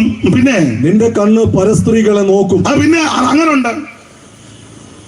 നിന്റെ ഭാര്യ കണ്ട മനസ്സിലാകുകയല്ല, അപ്പുറത്തെ മേരിക്കുട്ടീനെയാ. മനസ്സിലായോ? പരസ്ത്രീകളെ നോക്കും. പിന്നെ നിന്റെ ഹൃദയം വക്രത പറയും, വക്രത പറയും. വക്രത പറയും. ഇത് കിട്ടാൻ വേണ്ടിയേ. സാറേ, നേരം വെളുത്തിട്ട് ഒരു ഗ്ലാസ് ചായ പോലും കുടിച്ചിട്ടില്ല, എന്തേലും തരണേ. വക്രതയാ. ഉടനെ നമ്മൾ പറയുന്ന ചായ കുടിച്ചോ? ചായ കുടിക്കാനാണോ പോകുന്നേ? കുടിക്കും, ചായ അല്ല. ഞാന് ചങ്ങനാശ്ശേരി ടൗണിൽ നിൽക്കുമ്പോൾ ഒരാൾ എന്നോട് വന്ന്, സാറേ 2 ദിവസമായി ഭക്ഷണം കഴിച്ചിട്ട് എന്തേലും, അയ്യോ ഇത് കേട്ടപ്പോ സങ്കടം, 100 രൂപ കൊടുത്തു. അന്ന് കൊടുത്തേക്ക് ഞാൻ എനിക്ക് കടയിൽ നിന്ന് 1-2 സാധനം വേണം. മേടിച്ച് വെച്ച് ഇറങ്ങിയപ്പം ബാറിൽ നിന്ന് ഇറങ്ങി വരുന്നു. എങ്ങനുണ്ട് വക്രത? ഇപ്പൊ അങ്ങനെ ആരെങ്കിലും വന്ന് പറയാ, സാറേ കഴിച്ചേച്ച് 2 ദിവസമായി, ബാ ഹോട്ടലിലോട്ട് കയറിക്കോ, ആവശ്യമുള്ളത് മേടിച്ച് കഴിച്ചു. അന്നേരം അവൻ പറയാ വിശക്കുന്നില്ലെന്ന്. വക്രത പറയും, വക്രത. ഇവിടെ ഞാൻ വാതിൽ കയറുന്നപ്പോ ഒരാൾ വന്നു, സാറേ. ഈ ചെല്ലു സാറേ എന്ന് കേൾക്കുമ്പോൾ അങ്ങേ ഇളകും. കാരണം വിളിച്ചതെല്ലാം വേറെ വിളിയാ നമ്മളെ വിളിച്ചത്. അന്നേരം ഇവിടുത്തെ രാവിലെ വന്ന് പിന്നെ അത് വലിയ കാര്യമില്ലേ? നേരത്തെ വിളിച്ചപ്പോഴെല്ലാം മുന്നിൽ വേറെ ഡാഷ് ഉണ്ടായിരുന്നു. ഇവൻ നേരിട്ട് വന്ന് ഒരു ഡാഷും ഇല്ലാതെ സാർ ഇളകി. അപ്പൊ ഇവൻ രാവിലെ വന്ന്, എൻ്റെ ഭാര്യയ്ക്ക് ക്യാൻസറാണ്. യോ എന്ന് എത്ര നാളായി? കുറച്ച് നാളായി. ഇന്ന് മെഡിക്കൽ കോളേജിൽ കൊണ്ടുപോകണമല്ലോ. ഞാൻ അന്നേരം എൻ്റെ പരമാർത്ഥതയ്ക്ക് ഇച്ചിരി പൈസ കൊടുത്തു. ആശുപത്രി പോകേണ്ടതല്ലേ, 3000 രൂപ കൊടുത്തു. ക്യാൻസർ വന്നല്ലോ. എൻ്റെ കയ്യിൽ അന്നേരം അത് ഉള്ളത് കൊണ്ട് കൊടുത്തു. തലേ ദിവസം കൺവെൻഷന് പോയി ദൈവമക്കൾ തന്നതിൻ്റെ ഒരു വിഹിതമാണ് കൊടുത്തു. ഒരു സ്ത്രീക്ക് ക്യാൻസർ, ഭർത്താവാണ് വന്നേക്കുന്നത്, രാവിലെ വന്നേക്കുക, കൊടുത്തു. ഇവൻ അങ്ങോട്ട് ഇറങ്ങിയപ്പം വേറൊരാൾ വന്നു. അപ്പം പുള്ളി എന്നോട് ചോദിച്ചു, അവനെ അറിയാമോ? ഞാൻ പറഞ്ഞു ഇല്ല. ഭാര്യയ്ക്ക് ക്യാൻസറാ, മെഡിക്കൽ. അയ്യോ അവൻ കള്ളനാ. അവൻ്റെ ഭാര്യയ്ക്ക് ഒരു കുഴപ്പവുമില്ല, 2 പിള്ളേർക്ക് ജോലിയുള്ളത്. ഇവനിങ്ങനെ വീട് മുഴുവൻ തീണ്ടി നടന്നു കുടിക്കാനാണ്. ഞാൻ പറഞ്ഞു കുഴപ്പമില്ല, ഇനിയും വരട്ടെ. ഒരാഴ്ച കഴിഞ്ഞപ്പം വീണ്ടും വന്നു, സാറേ. ഞാൻ ചോദിച്ചു എങ്ങനുണ്ട്? സീരിയസാ. ഞാൻ പറഞ്ഞൊരു കാര്യം ചെയ്യുക, വണ്ടിയിലോട്ട് കയറി, ഞാനിവിടെ വന്നൊന്ന് പ്രാർത്ഥിക്കാം. ഞാനിവിടെ അങ്ങോട്ട് വന്ന് വീട്ടിലോട്ട് വരാം. ഞാൻ ഉടനെ പറഞ്ഞു ഇപ്പം അവൾ അവിടെ ഇല്ലെന്ന്. ഞാൻ ചോദിച്ചു സീരിയസ് ആയി? അല്ല ഇപ്പോൾ ഇല്ല. ഞാൻ ചോദിച്ചു എങ്ങോട്ട് പോയി? അവളെയും കൊണ്ട് വേറെ സ്ഥലത്തോട്ട് പോയി. ഞാൻ ചോദിച്ചു എവിടോട്ട്? അമ്മക്ക് അവിടോട്ട് പോകാം, വണ്ടിയിലോട്ട് കയറിക്കും. ഞാനും വിട്ടില്ല. അങ്ങനുണ്ട് വക്രത പറയും, വക്രത. വക്രത പറയും. അടുത്തത്, നീ നടുക്കടലിൽ സഹിക്കുന്നവനെ പോലെയും പാമരത്തിന്റെ മുകളിൽ ഉറങ്ങുന്നവനെ പോലെയും അങ്ങനെ ആയിരിക്കും. അടുത്തത്, അവർ എന്നെ അടിച്ചു, എനിക്ക് നൊന്തില്ല. ഒന്നും നൊന്തില്ല, ചുമ്മാ കിടന്ന് തല്ലി മേടിക്കുക. അടിച്ചു, നൊന്തില്ല. അടുത്തത്, അവർ എന്നെ തല്ലി. ഭാര്യ തുടുപ്പിനെ അടിച്ചത്, കപ്പ കിടക്കുന്ന തുടുപ്പിനെ അവൻ അറിഞ്ഞൊന്നുമില്ല. പിന്നെ അവർ എന്നെ തല്ലി, ഞാൻ അറിഞ്ഞതുമില്ല. അത് പറഞ്ഞില്ല. ഞാൻ എപ്പോൾ ഉണരും? ഞാൻ ഇനിയും അത് തന്നെ തേടും. രാവിലെ പിന്നെ അത് തന്നെ തേടുവന്ന് പട്ടി പുതപ്പ് മേടിക്കും പോലെ തണുപ്പടിക്കുമ്പോൾ എല്ലാം കൂടെ ചുണ്ട് നാളെ എന്തായാലും പുതപ്പ് മേടിക്കും. നേരം വെളുത്തപ്പോൾ സൂര്യൻ വെച്ച് കുടഞ്ഞയച്ച് പുള്ളി പുതപ്പിൻ്റെ കാര്യം മറന്നു. ഇത് തന്നെ ചെല്ലട്ടെ. ഇന്ന് രാത്രി നിന്റെ ജീവിതം യേശുവിനായി സമർപ്പിക്കണം. മദ്യം, മദിരാക്ഷി, ലഹരി പദാർത്ഥം, ലോകത്തിന്റെ ഇമ്പങ്ങൾ നിനക്ക് സ്വസ്ഥത തരത്തില്ല. ഇന്ന് രാത്രി നിനക്ക് രക്ഷയും സമാധാനവും സ്വസ്ഥതയും വേണമെങ്കിൽ യേശു ക്രിസ്തുവിനെ രക്ഷിതാവായി സ്വീകരിക്കണം. കാരണം ക്രിസ്തു നമ്മുടെ സമാധാനമാണ്. ജീവിതത്തിന്റെ ഇരുട്ട് മാറ്റുന്ന മാർഗമാണ് സുവിശേഷം. എത്രയെത്ര വ്യക്തികളുടെ, എത്രയെത്ര കുടുംബങ്ങളുടെ, എത്രയെത്ര ദേശത്തിന്റെ, ഏതെല്ലാം രാജ്യങ്ങളുടെ ഇരുട്ട് മാറ്റുന്ന മാർഗമാണ് സുവിശേഷം. ആ സുവിശേഷമായി ഇന്ന് രാത്രി ഇവിടെ ഉയരുന്നത്. ആ സുവിശേഷത്തിന്റെ സാക്ഷ്യം വഹിപ്പാൻ, ചുമൽ കൊടുക്കുവാൻ ആരെങ്കിലും ഉണ്ടെങ്കിൽ അവർക്കും അവരുടെ കുടുംബത്തിനും അനുഗ്രഹമാണ്. അനുഭവിക്കുന്ന ദൈവമക്കളെ ഓർത്ത് ദൈവത്തെ സ്തുതിക്കുക. സുവിശേഷം യേശു ക്രിസ്തു. സമയം പോയത് കൊണ്ട് ഞാൻ ഇന്ന് അങ്ങ് നിർത്തുക. എങ്കിലും ഇത്രയും നേരം നിങ്ങൾ എന്നെ കേട്ടിരുന്നല്ലോ. മറ്റൊരുത്തനും രക്ഷയില്ല, യേശു ക്രിസ്തു മാത്രം രക്ഷകൻ. യേശു ക്രിസ്തു ഒരു വിഭാഗത്തിന്റെ, മതത്തിന്റെ ആളല്ല, അവിടുന്ന് മുഴു ലോകത്തിന്റെയും ദൈവമാണ്. ഏത് വ്യക്തിക്കും യേശുവിനെ രക്ഷിതാവായി സ്വീകരിക്കാം. അവൻ കർത്താവിന് ഹൃദയം കൊടുക്കാം. 5 പൈസ കൊടുക്കണ്ട, അര കാശ് കൊടുക്കണ്ട, അര മൈൽ നിലക്കണ്ട, ഭൗതിക വസ്തുക്കളൊന്നും കൊടുക്കണ്ട. ഹൃദയം കർത്താവിന് കൊടുക്ക്. ഒറ്റവാക്ക് പ്രാർത്ഥിക്ക്. യേശുവേ എന്നെ രക്ഷിക്കണം, യേശുവേ എന്റെ ഉള്ളത്തിലേക്ക് വരണം, യേശുവേ എന്നെ ഉപേക്ഷിക്കരുത്. ആര് പ്രാർത്ഥിക്കും അവരെ ഇന്ന് രാത്രി യേശു രക്ഷിക്കും. ഒരു കാര്യത്തോട് പറഞ്ഞങ്ങ് നിർത്താം. ഏത് സമയത്തും മരണം നമ്മെ പിടികൂടാം. മരണത്തിന്റെ തണുത്ത കരം വന്ന് തപ്പുന്നതിന് മുമ്പ് യേശുവിനെ രക്ഷിതാവായി സ്വീകരിക്കണം. എല്ലാ മനുഷ്യരും മരിക്കും. ഇവിടെ ഇരിക്കുന്ന എല്ലാവരും മരിക്കും. സ്റ്റേജിൽ ഇരിക്കുന്നവരും മരിക്കും. നമ്മുടെ ഇരിപ്പും ഭാവവും നോട്ടവും ഒക്കെ കണ്ടാൽ മരിക്കുകയാലെന്ന് പറഞ്ഞാൽ പോകും. സംസാരമൊക്കെ കേട്ട് മരിക്കുകയാലെന്നുള്ളതാ. എല്ലാം മരിക്കും. ഞാനിവിടെ വന്നപ്പോൾ നോക്കി, പലതിനെയും നോക്കി, പലതും പരിവക്കേടാ. ഇരിപ്പ് കാണുമ്പോൾ അറിയാം പരിവക്കേടായി. മരിക്കും. പക്ഷെ ഒരു കാര്യം പറയാം, മരിക്കുന്നതിന് മുമ്പ് യേശുവിനെ രക്ഷിതാവായി സ്വീകരിക്കണം. മരണം ഒരു ദിവസം വന്ന് പിടികൂടും. മരണത്തിന്റെ തണുത്ത കരം വന്ന് തപ്പും. നാമം ചൊല്ലിയപ്പോ പണ്ട് ചൊല്ലിയിട്ടുണ്ട്, കുന്നുകൾ പോലെ ധനമുണ്ടാകിലും ഇന്ദ്രന് സമമായി വാണിയിടുകിലും ഒന്നുരിയാടുവതിനെ കിട്ട വന്നാൽ യമപടർ നാരായണ ജയാന്ന. കരളിൽ വിവേകം കൂടാതെ കണ്ട് അരനിമിഷം വിധ കളയരുതാരും മരണം വരുമിന് എന്ന് നനച്ചിക മരുവുക സതതം. മരിക്കും. മൂത്താമ്പാക്കൽ ഉപദേശി പണ്ട് പാടി, വണ്ണം പെരുത്താലും മണ്ണിനെറിയത് കണ്ണിന്റെ ഭംഗിയും മായമായ കൊട്ടാരമായാലും വിട്ടേ മതിയാകൂ, കോട്ടയ്ക്കകത്തേക്ക് മൃത്യു ചെല്ലും. അധ്യാത്മരാമായണത്തിൽ എടുത്തച്ഛനൊരു വരി എഴുതി, ബോധങ്ങളോരോ ക്ഷണപ്രഭാ ചഞ്ചലം വേഗേന നഷ്ടമാം ആയുസ്സുമോർക്ക നീ വക്കിനി സന്തപ്ത ലോകസ്ഥാമ്പ് ബിന്ദുന സന്നിപം മർത്തിജന്മം ക്ഷണഭങ്കുരം എന്ന് പറഞ്ഞാൽ എല്ലാവരും മരിക്കും. തോട്ടത്തിൽ കവിതകൾക്കകത്തൊരു വരിയുണ്ട്, ഒരിക്കൽ ഈ ജഗത്തെയും ജഡത്തെയും പിരിഞ്ഞ് നാം തിരിക്കണം, വിസമ്മതങ്ങളൊന്നും ഫലപ്പെടാം. പടുക്കളെന്ന് പേരെടുത്ത പൂർവിക പ്രമാണികൾ കൊടുക്കുമെന്ന് സംഭവിച്ചു, കേട്ടുകേൾവി ഇല്ലകോ. സമർത്ഥനായ സീസറും പ്രശസ്തനായ ഹോമറും സമത്വമറ്റ സോളമൻ തുടങ്ങിയുള്ള വിജ്ഞർ എല്ലാവരും മരണം വെടിയായി പോയി. ഇന്ന് രാത്രി എന്നെ കേൾക്കുന്ന ബഹുമാന്യരെ, മരണത്തിന്റെ ആമേക്കാതെ തണുത്ത കരം എന്ന് തപ്പുന്നതിന് മുമ്പ്, തലോടുന്നതിന് മുമ്പ് യേശുവിനെ രക്ഷിതാവായി സ്വീകരിക്കണം. മറ്റൊരു രക്ഷയില്ല.